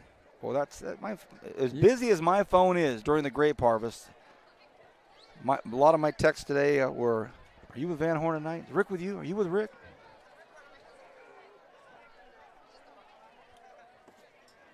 Here we go, Gonzalez. Oh, looking backside. Has a man. Oh! Look at this. Could it be a score? Matsky trying to get to the end zone. Does he? No flags. And with 10 seconds remaining now, a quick strike. And it goes back to that offensive series. Ridgeview going long, stopping that clock. They went for a long bomb to try to make something happen, and it stopped the clock.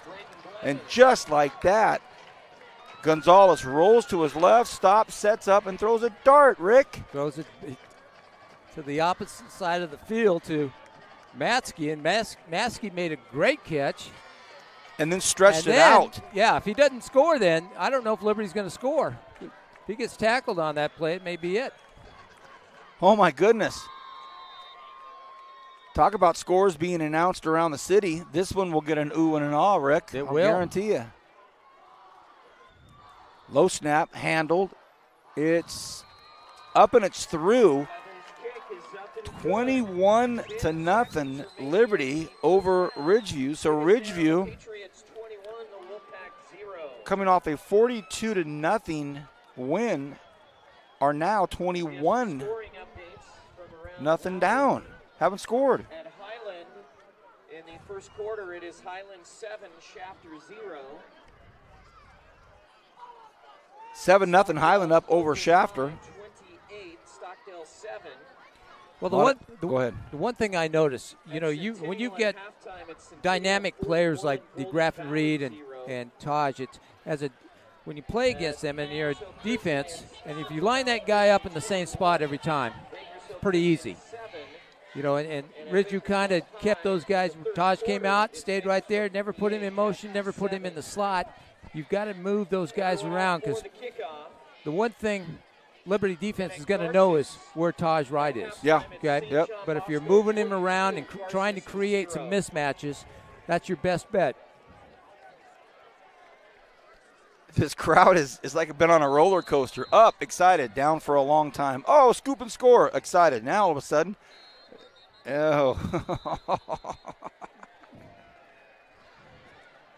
flag on the kickoff. On the field.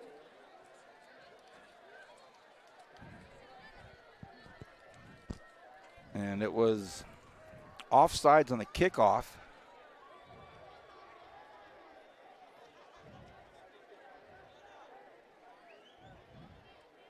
They'll mark it back 5 yards.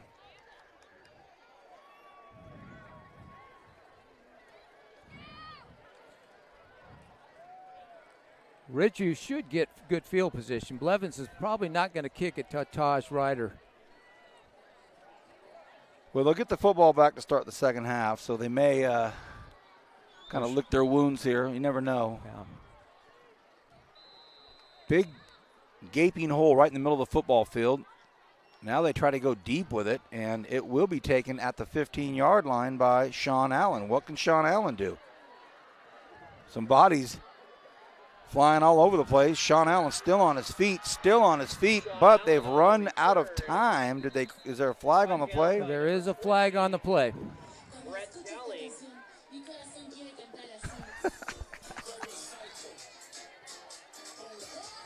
Well, everybody's – oh, it's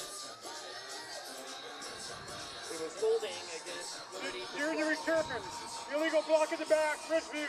That penalty is declined, and they go off the field with a 21-0 lead. Liberty up by 3 touchdowns over this uber-talented 4th-ranked Ridgeview Wolfpack. A second half you don't want to miss here on Current High Network. We'll take a quick break, step back, step away from the microphones, and when we come back, the Liberty High School Patriot Marching Band and Color Guard. All of this on Current High Network.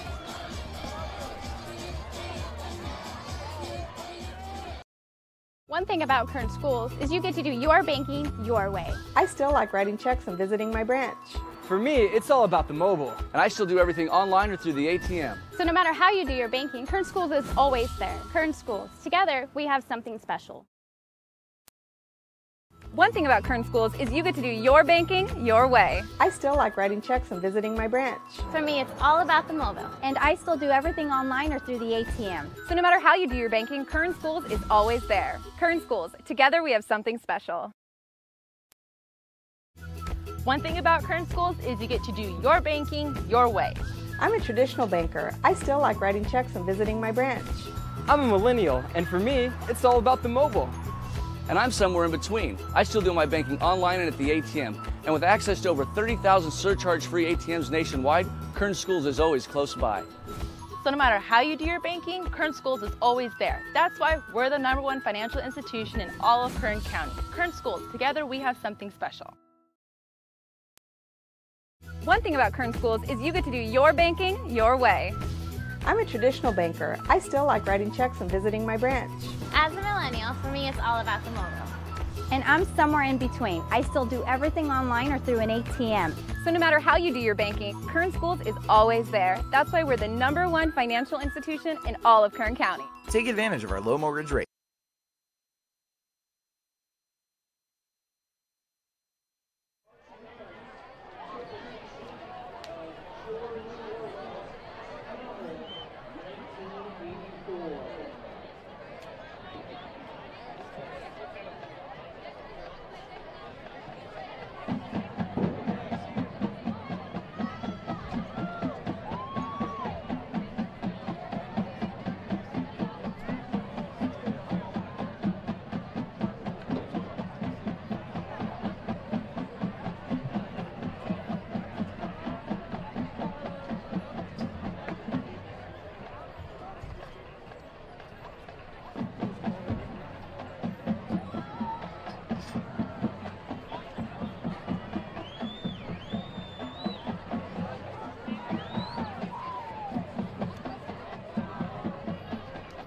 got hotter? Did I get hot? Feel like it got hotter? There's those 5 double capital orders I had. Where's Jenny? She didn't come. I had no phone until 6:30. I don't even know why I pulled up the house. I don't know. I got my club lock. He was pulling in. I go, what are you doing? He goes, you already going away? You know, it was about almost 7 or 7. I mean, that's a TV kick. 2 minutes.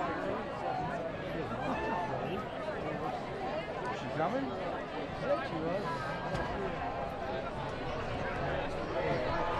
Not a big deal.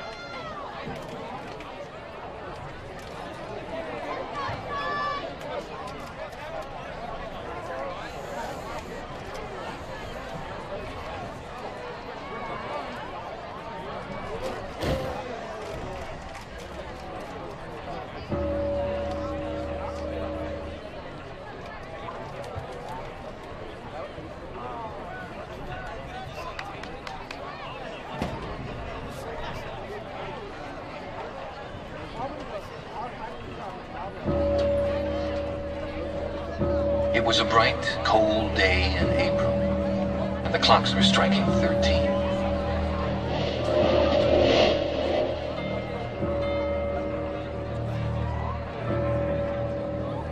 And though the sun was shining and the sky a harsh blue, there seemed to be no color in anything.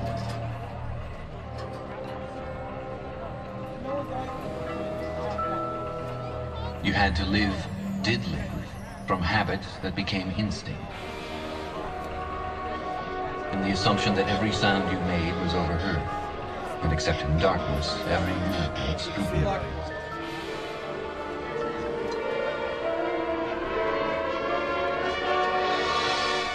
Big Brother is watching you.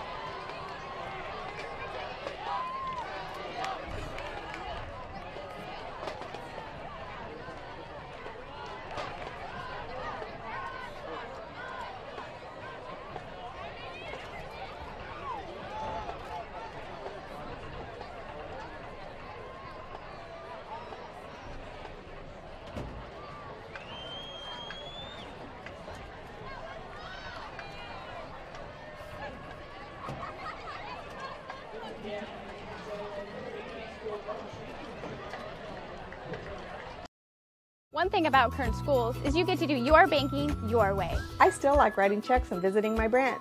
For me, it's all about the mobile. And I still do everything online or through the ATM. So no matter how you do your banking, Kern Schools is always there. Kern Schools, together we have something special. One thing about Kern Schools is you get to do your banking your way. I still like writing checks and visiting my branch. For me, it's all about the mobile. And I still do everything online or through the ATM. So no matter how you do your banking, Kern Schools is always there. Kern Schools, together we have something special. One thing about Kern Schools is you get to do your banking your way. I'm a traditional banker. I still like writing checks and visiting my branch. I'm a millennial, and for me, it's all about the mobile. And I'm somewhere in between. I still do my banking online and at the ATM. And with access to over 30,000 surcharge-free ATMs nationwide, Kern Schools is always close by. So no matter how you do your banking, Kern Schools is always there. That's why we're the #1 financial institution in all of Kern County. Kern Schools, together we have something special. One thing about Kern Schools is you get to do your banking your way. I'm a traditional banker. I still like writing checks and visiting my branch. As a millennial, for me, it's all about the mobile. And I'm somewhere in between. I still do everything online or through an ATM. So no matter how you do your banking, Kern Schools is always there. That's why we're the #1 financial institution in all of Kern County. Take advantage of our low mortgage rates, including 60-day rate lock and no cost to you. Purchase or refinance your home today. Kern Schools, together we have something special.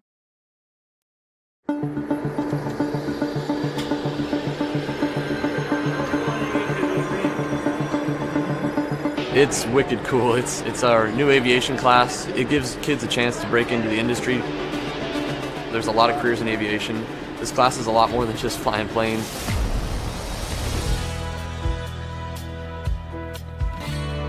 We've learned so much already. We've learned how to take off. We've learned instrument flight rules. It's something everyone can do, I think.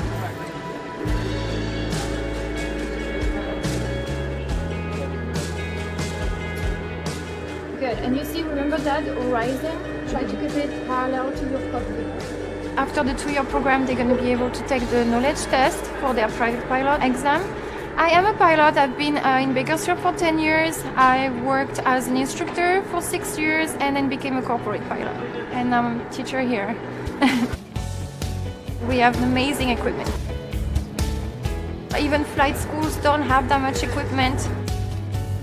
You put a class like this somewhere at North High, and it's really preparing kids to succeed because it gives them a whole new set of opportunities they never knew that they had the chance to pursue. I'm proud to say that I'm from North High School and that we have administration that's willing to put the money into offering really, really neat programs like this and preparing kids to succeed.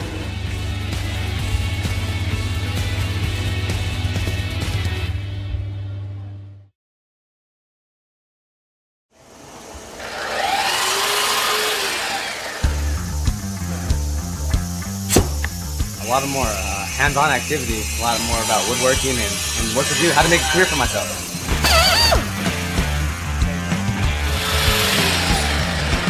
It's not only for guys. I am actually learning how to make cupboards and put everything together, like doors, cabinets. It's really fun, actually. Yeah, well, It's really amazing to see their growth over the course of a year and how they can come in with no real skill at all and leave being able to actually produce furniture and cabinetry. Houses need cabinets, businesses. Having a pool of resources or kids that have some knowledge in the industry would be real good. Pull down on that.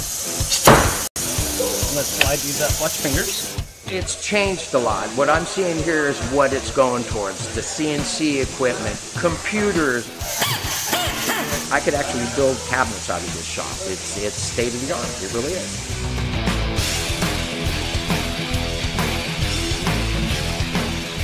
I am constantly looking for students that have been through these programs. It's always nice to have a person that has some experience. It's a lot easier to train. I think we're fortunate in Bakersfield that the Kern High School District has invested in a program like this. I would encourage other businesses to partner up with the Kern High School District like I've done here, because this really shows you what can be done if business comes together with the Kern High School District.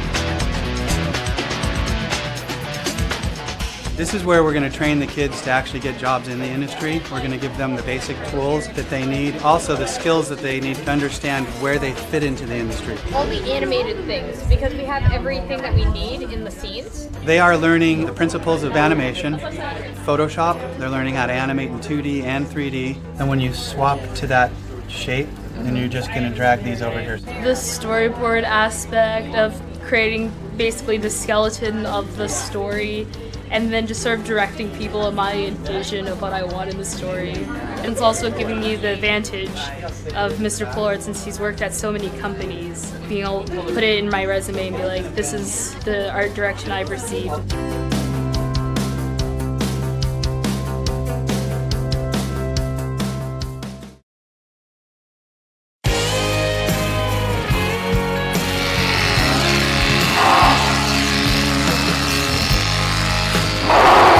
I was shearing my lamb for fair. I have 2 lambs. This lamb is stubborn. Taking care of animals is you feed them twice a day, make sure they have water, walk them, make sure they're ready for fair. Vet science is the first year before you can actually go into animal science, and it's a lot of like hands-on with the different animals, and you get to learn different things such as giving shots, castrating, all that fun stuff.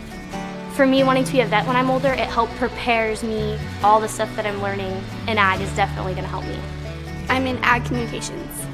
Anything that you see on the Facebook page is what we do, and pictures, and we do all the posters that are around campus, anything that just promotes ag. Our students are all part of the FFA organization, and through that we have a chapter officer team. We do monthly chapter meetings because we're trying to get them involved outside of class. They can find something that they're interested in, and they need something that's going to hook them so that they're ready for life after high school.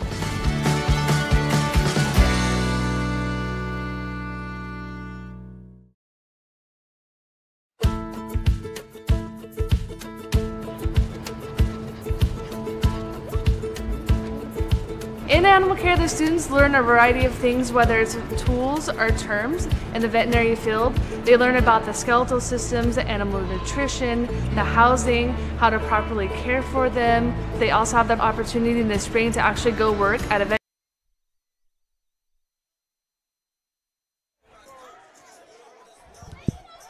No, that's not fog, and it's not really smoke either. What you're seeing is right below us, the student section for the Liberty Patriots. We're doing a shoot for their yearbook, and it was a timed release of all the chalk and powder, and they did it perfectly. They did it perfectly, and it couldn't be better timing because here come the Patriots with a 21-0 lead. Welcome back, everybody. Halftime is coming to an end.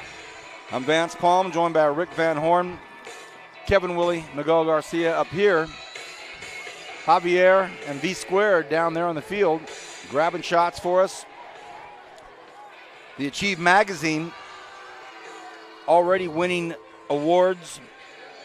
The lineman, Daniel Viveros, on the cover, a state champion shot putter.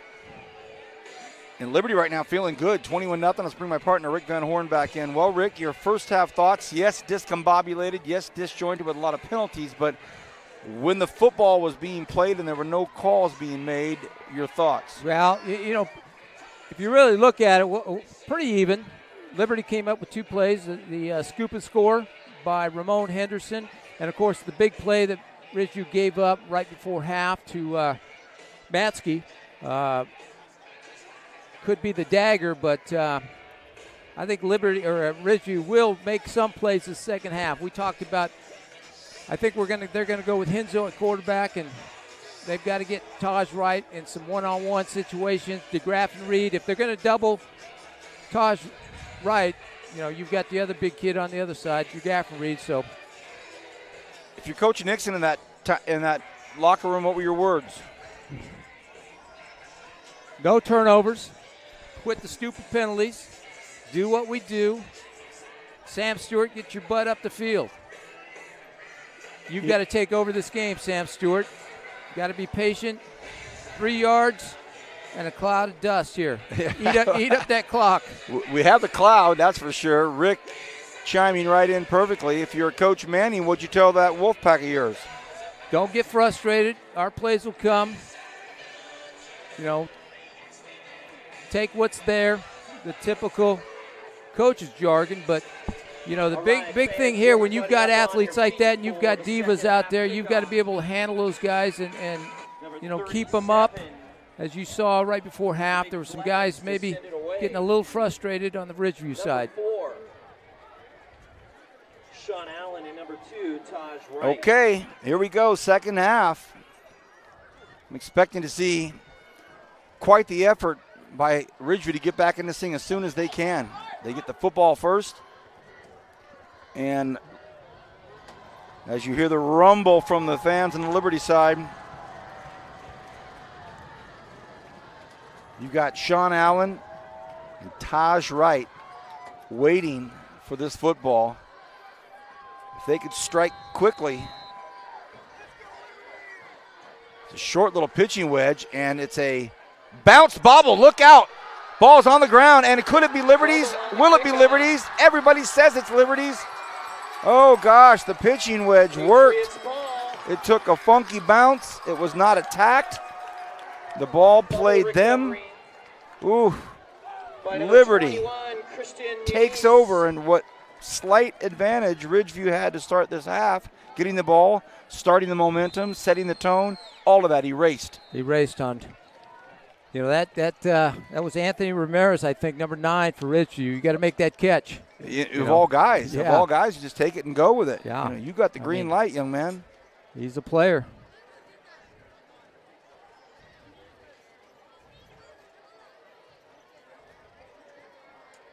Wow, here comes the Patriots. Gutierrez wants to throw on first down. Oh, had a man open, flung one out there, and that is intercepted. Reed. We're going to have maybe a PI here.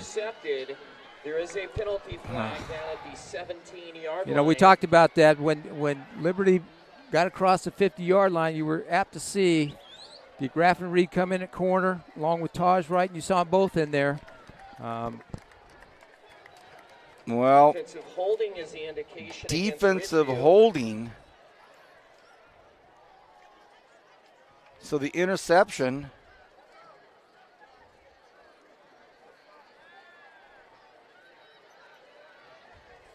Referee's still talking about it for a second.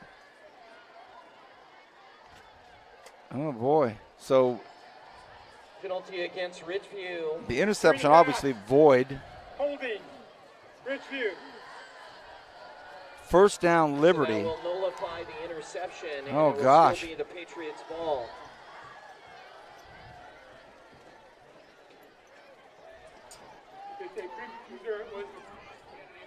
First and 10, Liberty at the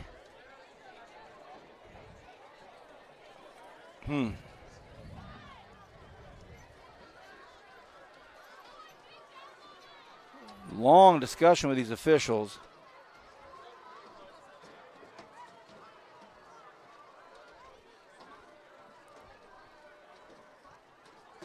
During the pass play, holding. So now the ball will be spotted at the 15-yard line, first and 10. So the holding and the sideline warning against Ridgeview. Goodness. First down and 10, Liberty on their own 17, or excuse me, on the Ridgeview 17. So now it's first and 10 inside the 20. Hector Gonzalez prepped all week for this game with his offense, and he's thinking to himself, hey, 21-0 as we start the third quarter, and we're about to score again. It's all good.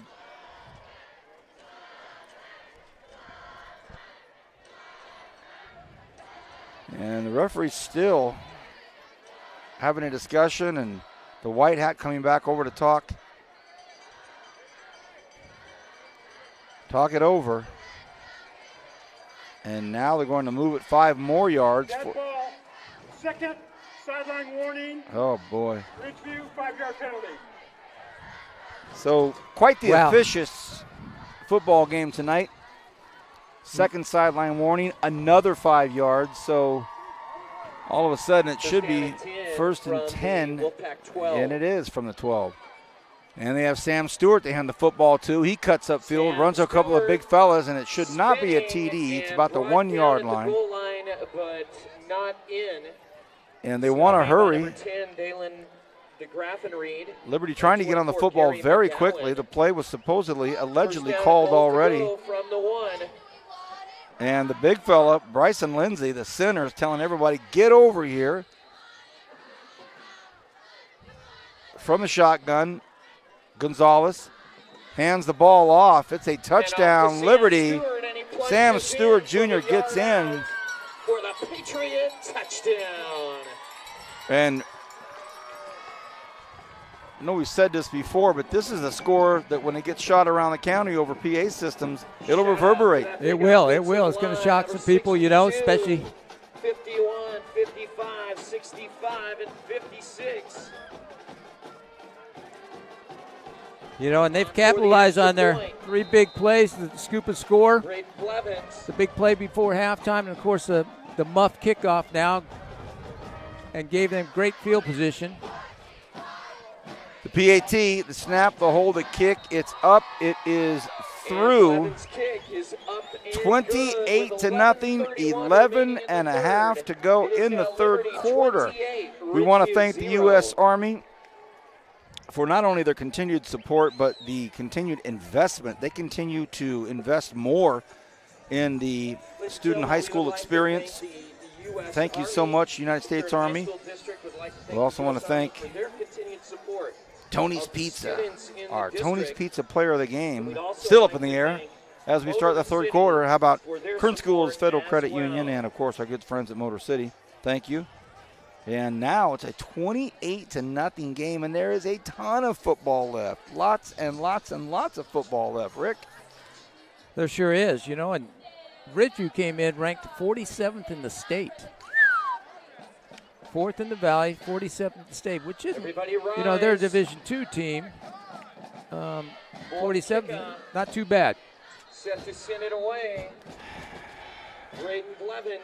Now another short pooch and taken at the 35-yard line, and this one taken out there by Justin Spainhoward. And the kick is fielded by number 34, Johnny Magalon. Well, number 32, Juan Hernandez making the tackle. First down and 10, Wolfpack. Hey, look, Rick's got a spotter in there. Hutchins has got a spotter to give him these numbers. You got to be my spot. You know. Scoring update from West High School. Okay. West 20, East 6.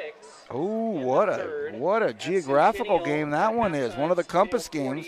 Golden Valley 0. West over East right now. Okay, let's see if the Wolfpack can get something going. They start by stretching it out here to the left side, and it's a run play with Sean Allen. Stopped by number 15, Caden Bolton.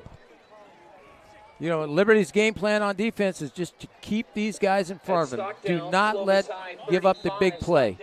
Make Ridgeview eat up that clock, eat up time, and not give them the big play.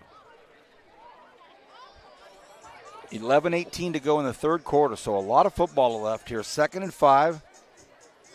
Taj Wright at the 40, fakes the handoff, rolls to his right. He's in trouble. Great job by that defense. And who is it? Sam Stewart Jr. Great job by the defensive coaching staff there for Liberty. And Sam Stewart just completely enclosed that entire right side. So Taj fakes the handoff, rolls to his right, and there's Sam Stewart Jr. waiting for him. Said, "Let's go." Yeah. Again, we talked about that earlier. If I'm Liberty defense, I want Taj Wright to throw the ball because I don't think he's a polished passer. Being a converted receiver to quarterback. Well, he's back there now. Shotgun, 3rd and 16. Fakes the handoff, drops straight back. And now he rolls to his right. This great job by this Liberty defense. Taj looking for blocks. Oh, big tackle by Sam Stewart Jr. at the line of scrimmage. No flags, I don't think. Big hit. 1-yard gain by Taj Wright to the 36, Sam Stewart Jr. That's back-to-back big plays by Sam Stewart on defense. 4th down. That's not counting what he's doing on offense, so Will come into punt. I'm just throwing a Rick Van Horn with a little the nibble out there. Rick Van Horn with the first lob of a Tony's Pizza. Arvin 7, Foothill 0. Wait. And Arvin score. And the Bears Arvin's up. fighting. The Bears up. I had to stop everything. Arvin High Bears up right now. So good things happening in the Garden of the Sun. 4th and 14. Kevin, when I say Garden of the Sun, that does not evoke laughter. Laughter is not the evocative. Oh, look at this. Almost. Fumble. Ball's on the ground. Ooh. It was almost blocked on the punt, and then it was bobbled, but then gobbled up. 24, Hunter Riley recovering his own fumble. Hunter Riley, if he'd have caught it, he'd have been off to the races, but he dropped it, had to get back on it. Boy, Ridgeview would have loved that opportunity, but instead it will be 1st and 10 for the Liberty Patriots. Don't know where we'll be next week. We'll make those decisions and get that news out via Twitter. Miguel or somebody will make sure that everybody knows where we're going to be next week. Just trying to figure out where West High would be. Arvin is Garden of the Sun. Arvin High. Arvin is our city motto. Our city, we're the Garden in the Sun. As nice as West High is, they are not the Garden in the Sun, Kevin. You can't steal another city's motto.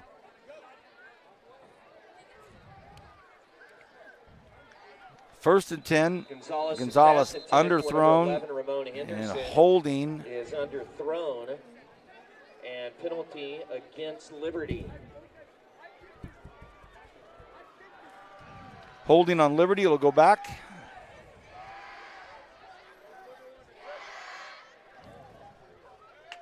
Run, holding, Liberty. 3-point first down.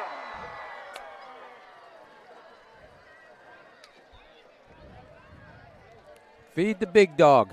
At this stage right now, Feed the big dog. You're reading my mind. At this stage right now, what else would you do but hand it to Sam Stewart Jr. or maybe a little screen pass or something just to kind of just keep the ball moving, because right now they're up 4 TDs mathematically.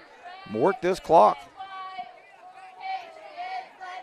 Gonzalez, option, out to Stewart. Really nice play. That's a good-looking play. Stewart chewing up yards and dragging down the Wolfpack with him. Gonzalez pitches to Sam Stewart Jr., and he turns the corner and works his way out to the 38-yard line. Brought down by a nice play. They had a long way to go, but the clock keeps rolling now. To me, it's going to be all about this clock, and can they gobble up enough yardage for first downs? And out of nowhere, this thing's going to be about 8 minutes left in the fourth quarter, and Ridgeview's going to be down big. They're already down 28-0, but with the weapons, with the talent they have, you never count them out, Rick. No, as long as Liberty needs to hold on to the ball, keep the ball out of the hands of Taj Wright and DeGraff and Reed. Gonzalez floats one, took a big hit, but overthrows the intended receiver. Looked like that was headed for Jounty, but well overthrew him. And here comes 3rd and 12, 3rd and 13.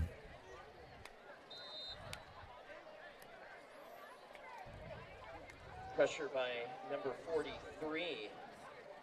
45, Devin McKee. 3rd and 12. What does this Ridgeview defense come up with? Get this football back. 8:11 remains in the third quarter. Can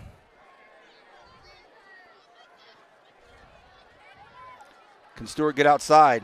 Strong running Sam Stewart Jr. Goodness gracious. Gets to about the 49-yard line inside Ridgeview territory. Wow. We talked about it. Feed the big dog. Let him eat. Let him eat. I heard the PA announcer, Rick Hutchin, just say that Sam Stewart negotiated his way into a first down. That's exactly right. Here's the negotiations. I'm running over. Deal. Okay.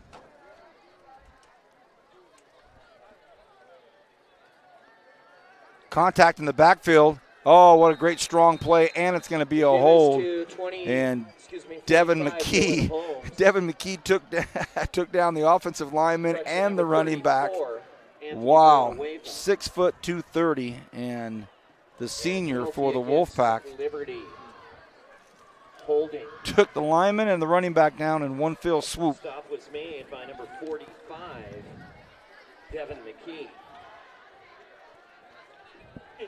Liberty, replay first down.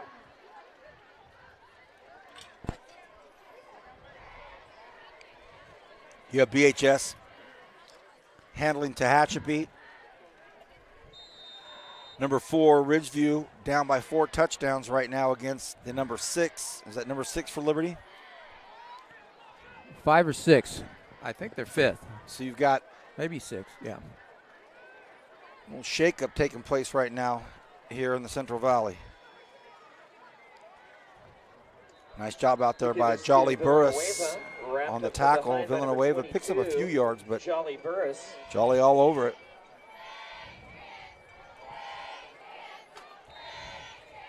Gain of 4. Will be second down and 18 from the Liberty 43-yard line.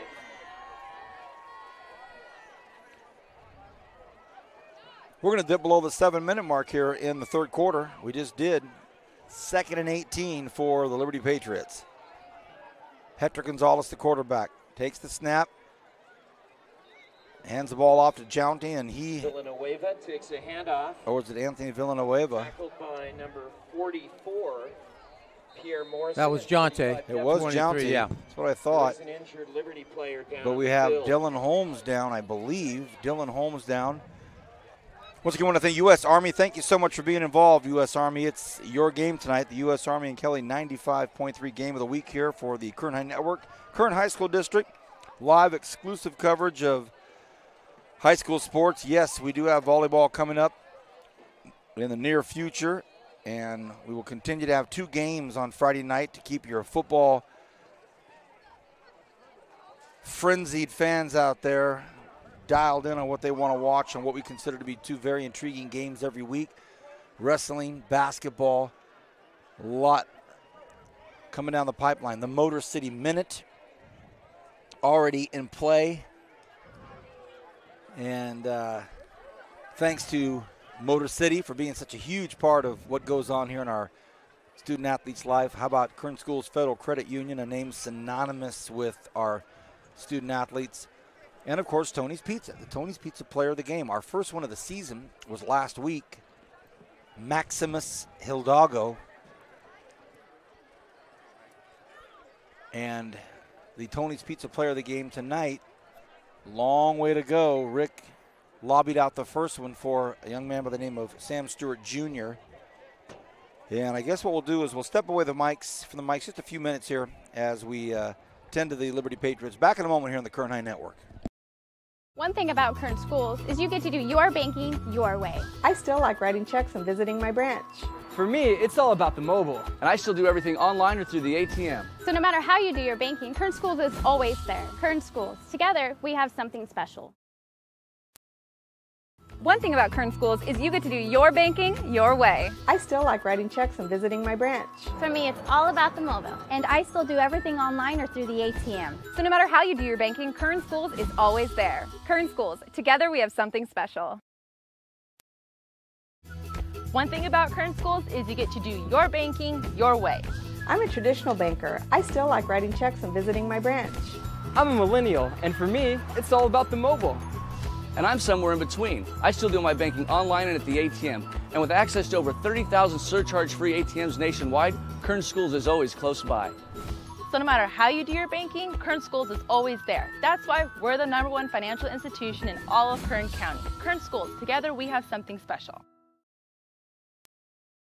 One thing about Kern Schools is you get to do your banking your way. I'm a traditional banker. I still like writing checks and visiting my branch. We are back. And Dylan Holmes is up and being treated over on the trainer's table. 3rd and 15. Big play here for the Wolfpack defense. They need to get this football back. Gonzalez puts Downey back in motion the other way. Throws out to the left side. And look at this, everybody. Oh, goodness gracious. Dylan Tooker was almost gone. Number 3, Dylan Tooker. Hey, flag on the play. Tackled by 22, Jolly Burris. There is a penalty flag. Holding on Liberty. And a illegal block in the back by Liberty. Quick strike out to Dylan Tooker, the junior. Green the run. Illegal block in the back. Liberty. Caught the ball and had just a burst of energy, but well, we've got to be in the mid-25 range for flags. Went and talked to a colleague of mine on the other side of the stands, and at halftime I said, any idea how many flags we had? And he said, I stopped counting at 15. 7-yard line. And I think that was the first half. Well, it was at halftime when I asked him.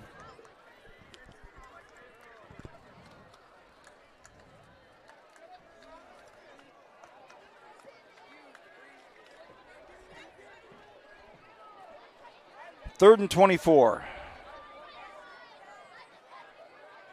Hard count, and they got him. Devin McKee, who's been a beast all night, and he was ready to go again. Play is blown dead. And Gonzalez got him. Encroachment, Ridgeview. So now it'll be 3rd and 19. Third down.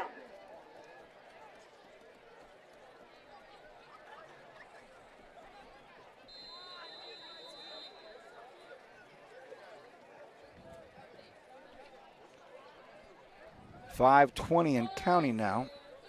They break out of the huddle. Nice matchups over here, down right here below us. Dylan Tooker, receiver, going up against Dalen DeGraffenried. They try to go on the ground, and it just goes nowhere. And I'll tell you what, he is something else, boy. Devin McKee. Devin McKee and 53, Zach Pierce. Again, in on the play with him was Zach Pierce, but Devin McKee, the force in the middle, and that's you got under 5 to go here in this third quarter. They have got to strike. It has to happen. To number 5, Chris Thompson, and number 10, Dalen DeGraffenried. Perfect snap. Here comes the punt. Another big boot by Hunter Riley, and it's taken at the 25-yard line. DeGraffenried takes it. Okay, Rick. What's happened? What's going to happen? Something's got to go down here. Well, let's see who they go quarterback. Last series they went back to Taj right after Hinzo played pretty much the whole second quarter. And it looks like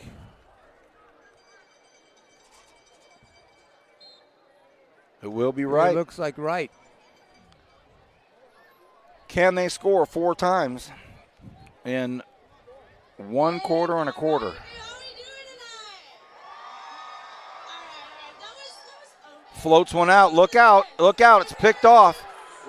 Intercepted by Hunter Riley. Riley looking to get to the end zone. Riley gets knocked out of bounds at the 10-yard line. So Taj Wright floats one out well over the intended receiver, and Hunter Riley says thank you very much. And you talk about daggers.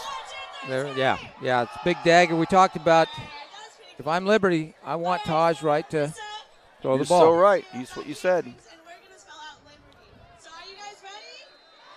Wow. 1st and 10 from the 11-yard line. You're talking about making waves around the other stadiums now if they go up 35 here. Liberty from the Wolfpack 11-yard line. Well, I'm already getting text. Yeah. I'm already getting text, so it's obviously happening. I'm getting in from other games and other schools. So Sam Stewart, look at this. He wants to get in. Does he get in? It is close. Ooh. They're saying his knee went down at the 1-yard line. Sam Stewart down to the goal line. Just think if you're in the Stockdale bleachers. Yeah. And you're hearing this score. Goal to go. You lost in a tough, hard-fought 42-0 game, and now it's going to be 35-0 here in a second. You're thinking, wow. Gonzalez trying to calm everybody down here. He's got some workhorses right there with him. Dylan Holmes, does he get in? Touchdown, Liberty. Touchdown, Patriots, number 25. Oh, was it Mariscal? They gave it to Nathan Mariscal. 1 yard out. So The Mariscal name continues to live on. Pay dirt, 34-0 Liberty right now.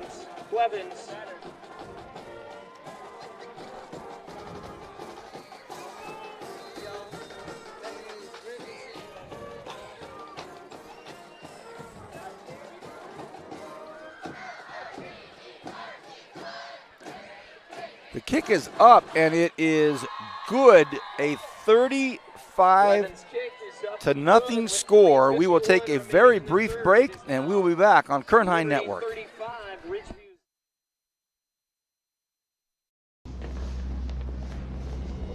Every team trains hard.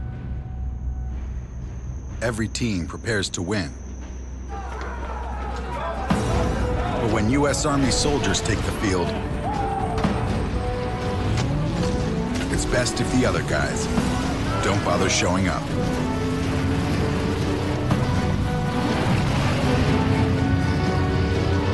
See if you have what it takes at GoArmy.com/team. One thing about Kern Schools is you get to do your banking your way. I still like writing checks and visiting my branch. For me, it's all about the mobile, and I still do everything online or through the ATM. So no matter how you do your banking, Kern Schools is always there. Kern Schools. Together, we have something special.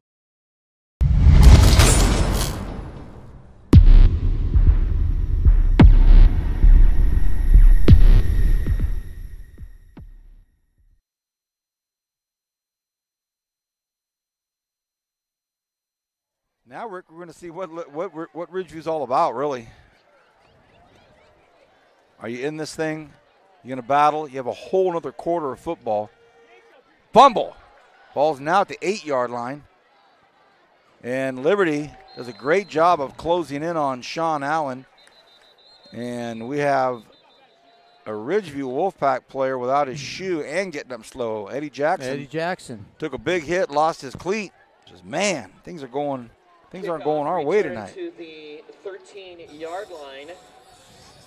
Rick, I thought a lot of things could happen tonight. A lot of storylines could have evolved throughout the game, but I'm racking my brain to think if I had one where Liberty was up 35-0 and we had another quarter of football left. Yeah. You know, the good thing about this for Ridgeview, this is a non-league game, doesn't mean a thing. You're in different divisions. Right. When it comes to the playoffs, trust me, Ridgeview is going to be playing late November semifinals, finals with this group. So Ray-Ban prescription eyeglasses left in the snack bar. They'll shake this off and breeze through their league and hit stride in the playoffs. 1st and 10, Henzo back behind center. He keeps it himself, grinds out some yards. Nice job, gets about 24-yard line. I agree with what you're saying, but if you're a Liberty Patriot football player and you notch this big win tonight, no matter what happens with the Ridgeview, you see those guys that are somewhere in the city, you see them at an event, you see them at the mall, wherever you see them. You're always going to have the upper hand. Yeah, right. Yeah. Say, look, you might be playing in November, but we took care of business in August. Picked up the first down. I didn't know Henzo was able to get that much. 3-7 to fumble. Ball's on the ground. Fumble. Fumble on the play. Oh, man. Not only did he bobble it and was trying to pick it up, he knew he was going to take a shot, and he did. Dylan Tooker made him pay. Ooh. So it's just one of those nights for the Wolfpack, Rico. 2nd down and 14. It happens. You know, you have those. And 18 of Ridgeview. You know, Liberty played a tough team last week. Mission Viejo took some bumps and bruises. Learned from it. Just heard a score. St. John Bosco. 56-0 victory over Garces. Henzo trying to get out of everybody's way, and finally he just gets wrapped up and hit awfully hard out there by Ryan Aguilar. By Ridgeview. Number 57, Ben Ollinger with the strip, recovered by number 54 of the Wolfpack. 3rd and 14 as we see DeGraffenried trot in to Henzo.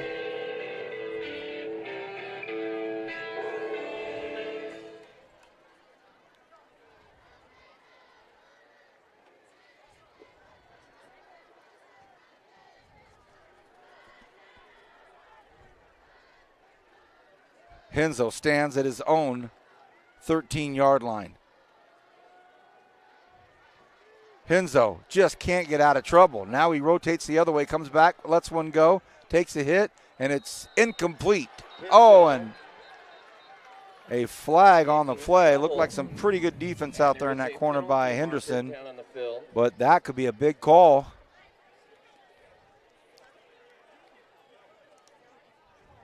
And it is. Looked like Ramon Henderson with the early push, maybe? Maybe. Kevin thinks so. Kevin's opted to have his mic off tonight. He's concentrating. He can't do both. Can't talk and chew gum there at the same time. Come on.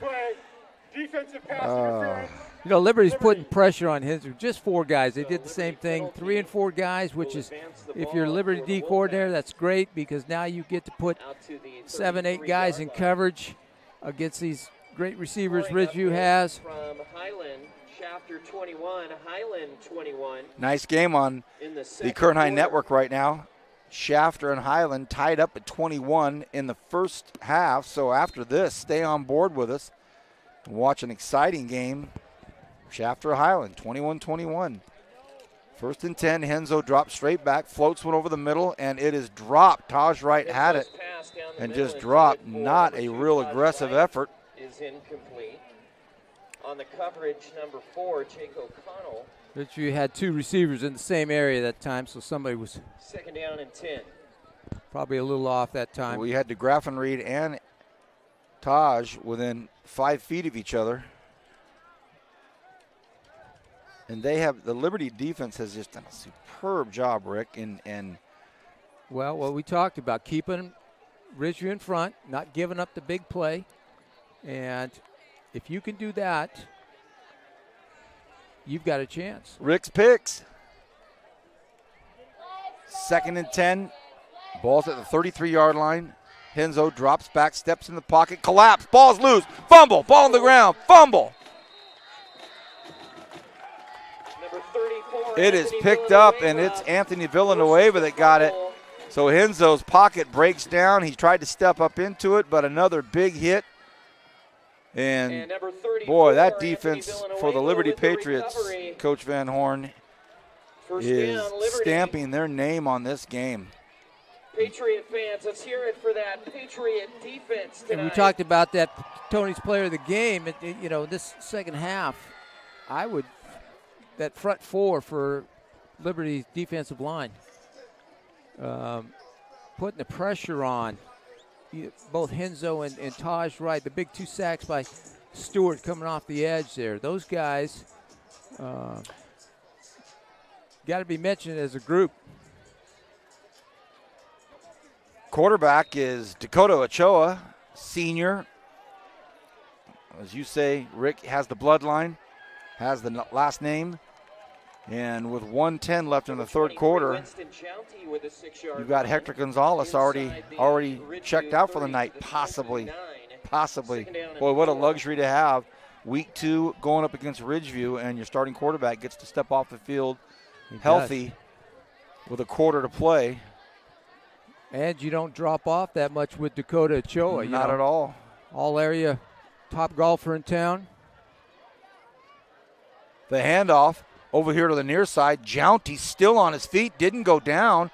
Well, that's a good no call by the official. He was not down. And he works himself down to the 14-yard line. Goodness. You know, Sam Stewart's not carrying the rock. All right, let's just give it to Jounty. Now you see some of the Wolfpack going down here on some of these plays. And, oh, boy, that's one of their hard-working guys right there. That's Devin McKee. And he's up, but, ooh, training staff for Ridgeview out there pretty quick. 33 seconds remains in this third quarter. It's a 35-0 football game. Liberty's got that luxury of that 3-headed monster of Sam Stewart, Jonte, Villanueva. I mean, 4-headed, Mariscal. And then you've got Mariscal waiting his turn in the wings in the next years to come. So Dylan Tooker, a DB and a wide receiver. Connor Matsky, this team is really prepped and ready to go here. Ochoa sends Ballard in motion, but hands the ball off to Mariscal, and that's going to do it for the third quarter. At the end of 3, 35-0. Liberty up over Ridgeview. We'll take a short break here on Kern High Network.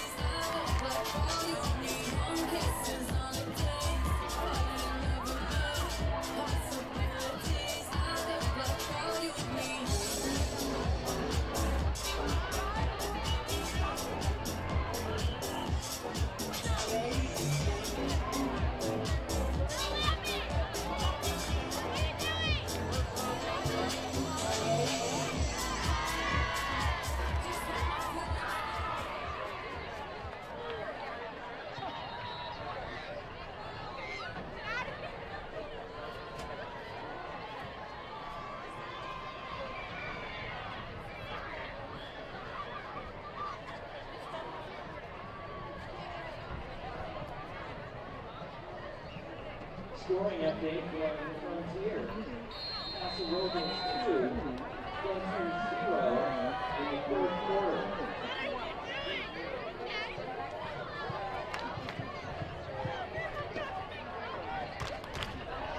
Welcome back, everybody. Vance Palm alongside Rick Van Horn. We're hearing some of the scores from around the area, and we hear Frontiers over at the beach, Aurora Grande, and it's a 2-0 lead for the beach squad.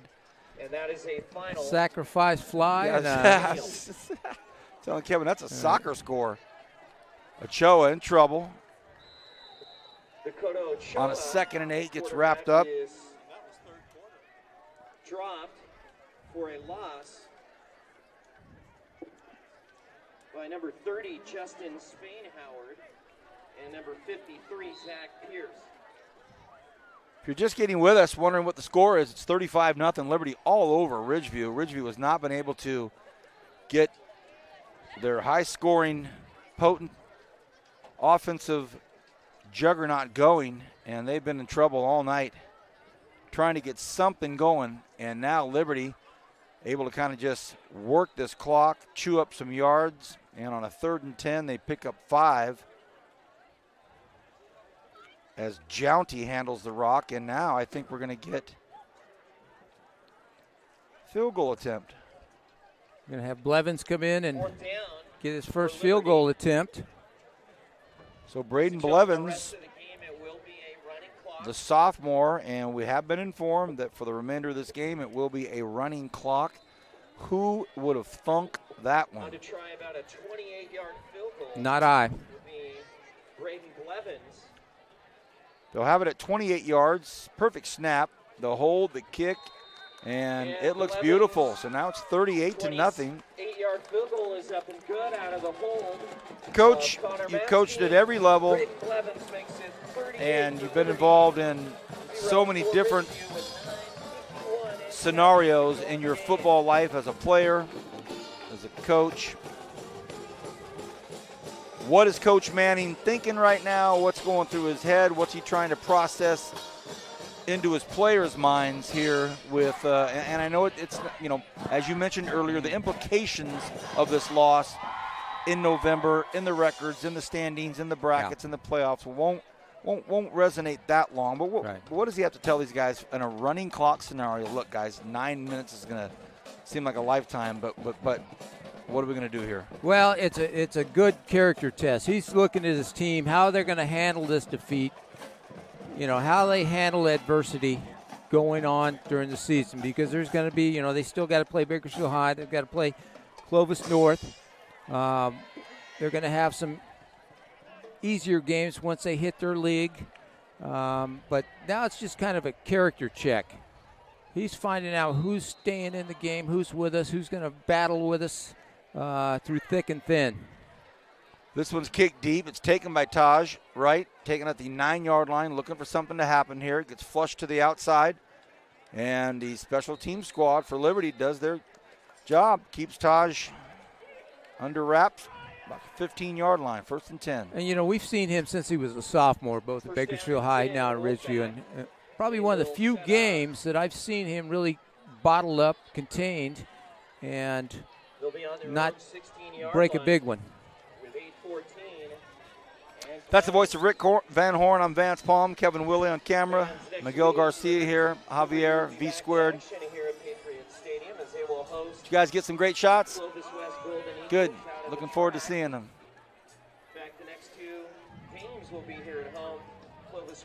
We have our Great Achieve magazine. Please get it.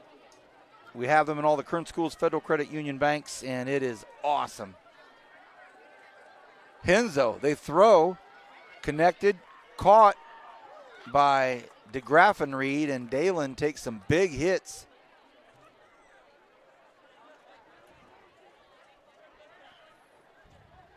Damian Harless in on the tackle. With the tackle, assisted by number 6, Trayvon Kramer. Kramer got in on it as well. Yeah. So now we have. That might be, is that his first catch? Second, maybe. Yeah. Second down along 5, ball at the 21. Quick shot out to the far side. Thompson. Will he get out of bounds? Can he get out of bounds? Enzo's pass caught by number 5, Chris Thompson, and finally. But it doesn't matter, running clock. See, I'm calling this game not even remembering where we're running clock. It's not something that registers in my mind to have a running clock. A running clock. I'm thinking they need to get out of bounds. What does it matter? Yeah. That's how awkward this is.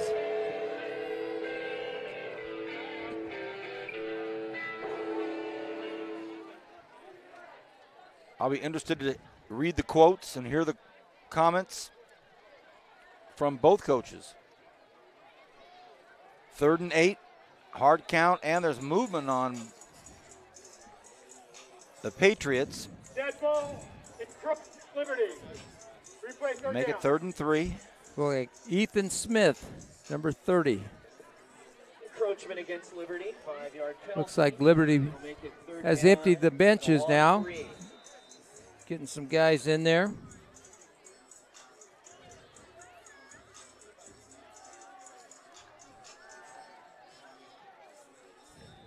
Sean Allen with the run, picks up the first down. Sean Allen, the ball carrier.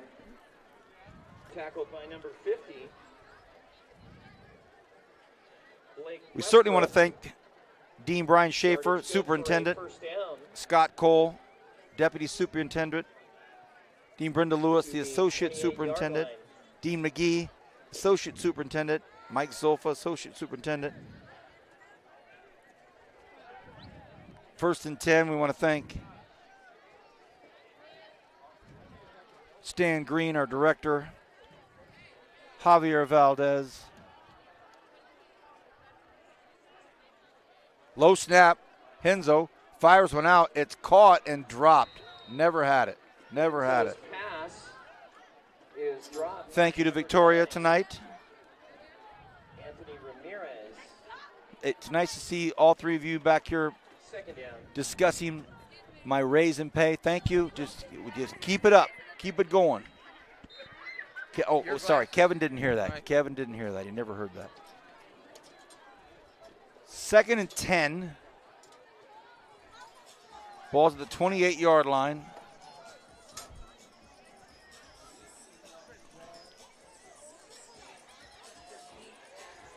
Misdirection play, and had it not been for the speediness of Zion Hall, he would have been hit earlier. But this front 4 or 5 from Liberty, they are just taking no prisoners. It is just on. You look at a guy like Jacob Weringer, 6 foot 280. He wears number 70. He's just getting in there, making something happen in the 4th quarter. How deep are these guys? Yeah, they're deep. 3:52 left. That running clock, like you said, I'm not used to it, but especially between these two teams. Henzo trying to get out of trouble, just can't. He just can't do it. Gets taken down again. And this defensive effort by the Liberty Patriots tonight, one of the best I've seen in a long, long time. Rick, does Ridgeview have a quarterback situation? Well, you know, you're going to go back and you know, this weekend they're going to sit down as coaches and find out what's their best option. Do I leave Henzo in there and put Taj out and try to get Taj the ball out there? Taj has got to get the ball, you know, 15 to 18 times at least. Game. You know, it's not every day you get a weapon like that show up on your doorstep. You know, you got DeGraff and Reed, you got Ramirez, and then you got Williams. So here comes the punt, and it can be returned. Oh, taken by Tooker. Tooker looking for some yardage over here. Tooker, oh, he just gets tripped up on his own guy. He runs over Harless. Yeah, Rick, go ahead and say it, Rick. Yeah, Hutchins, number 2. Dylan Harless. You know, if you're Liberty, you still got Buchanan. You know, you're playing against, I think they play Clovis West, so they've got a very tough schedule coming up before they hit league. And, of course, the only game that matters for them is Game 10 this year.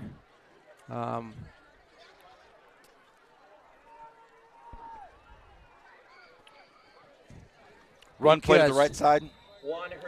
You know, there's certain teams around town that if you go 1-9, if that one is against your rival, it's basically a winning season, and vice versa. You could go 1-9 and you'd be 9-1, 9-1, and that one be against your rival, and it's a losing season. So, are you talking about the Drillers?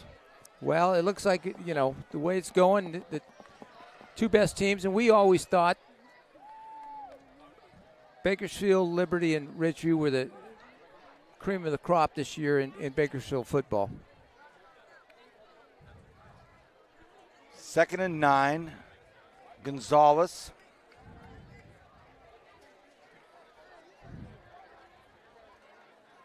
Stay on the ground with it. Nice play. Good work in there by Justin Spain-Howard. Kevin, let's get your microphone on. Our Tony's Pizza player of the game. Your thoughts, sir? Well, the early front runner for me was Connor Mansky. He made some really good plays in the first half. You're right. But I think I'm taking the suggestion that Rick threw out there. You can't really ignore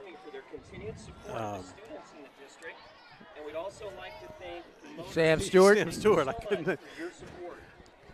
couldn't come up with a name there, but yeah, his plays on both sides of the. I mean, in that defense. Hey, look at this. Dakota Ochoa trying to get in the end zone.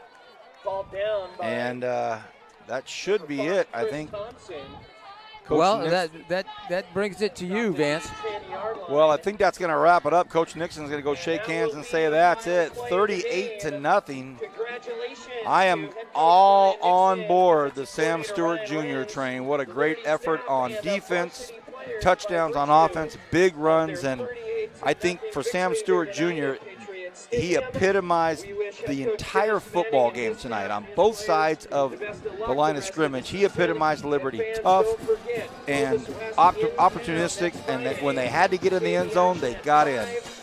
You can't ignore the other three guys, as Rick was saying. The guys, those guys up in that defensive line, Ridgeview couldn't do anything tonight. They just just didn't have a chance. You're right. Put pressure all night long on them. So unanimous, Sam Stewart Jr. with the help of a great offensive line and a defensive line that just didn't stop. They just kept churning and burning. What an honor for Sam Stewart. Of all the things that happened tonight, he gets the Tony's Pizza player of the game. Want to thank everybody for the warm hospitality from Liberty High School. For Miguel, Kevin, games every Friday night. V Squared, Javier, and Rick Van Horn. I'm Vance Palm. Thank you for being with us tonight. Big win. Liberty 38-0 over Ridgeview. Rick, final thoughts of this football game before we sign off. Well, like I said, this doesn't mean a thing for Ridgeview. They're going to bounce back, and they're going to go deep in the playoffs. Liberty still got a tough schedule to go. Buchanan, Clovis West, Bakersfield. So, pretty good gauge. Good rebound game for them, losing last week. Good win. That's Rick Van Horn. I agree. We will see you next Friday night. 2 games. For those of you that want to see some great action right now, stay on KernHighNetwork.com. We have Highland and Shafter in a 21-21 football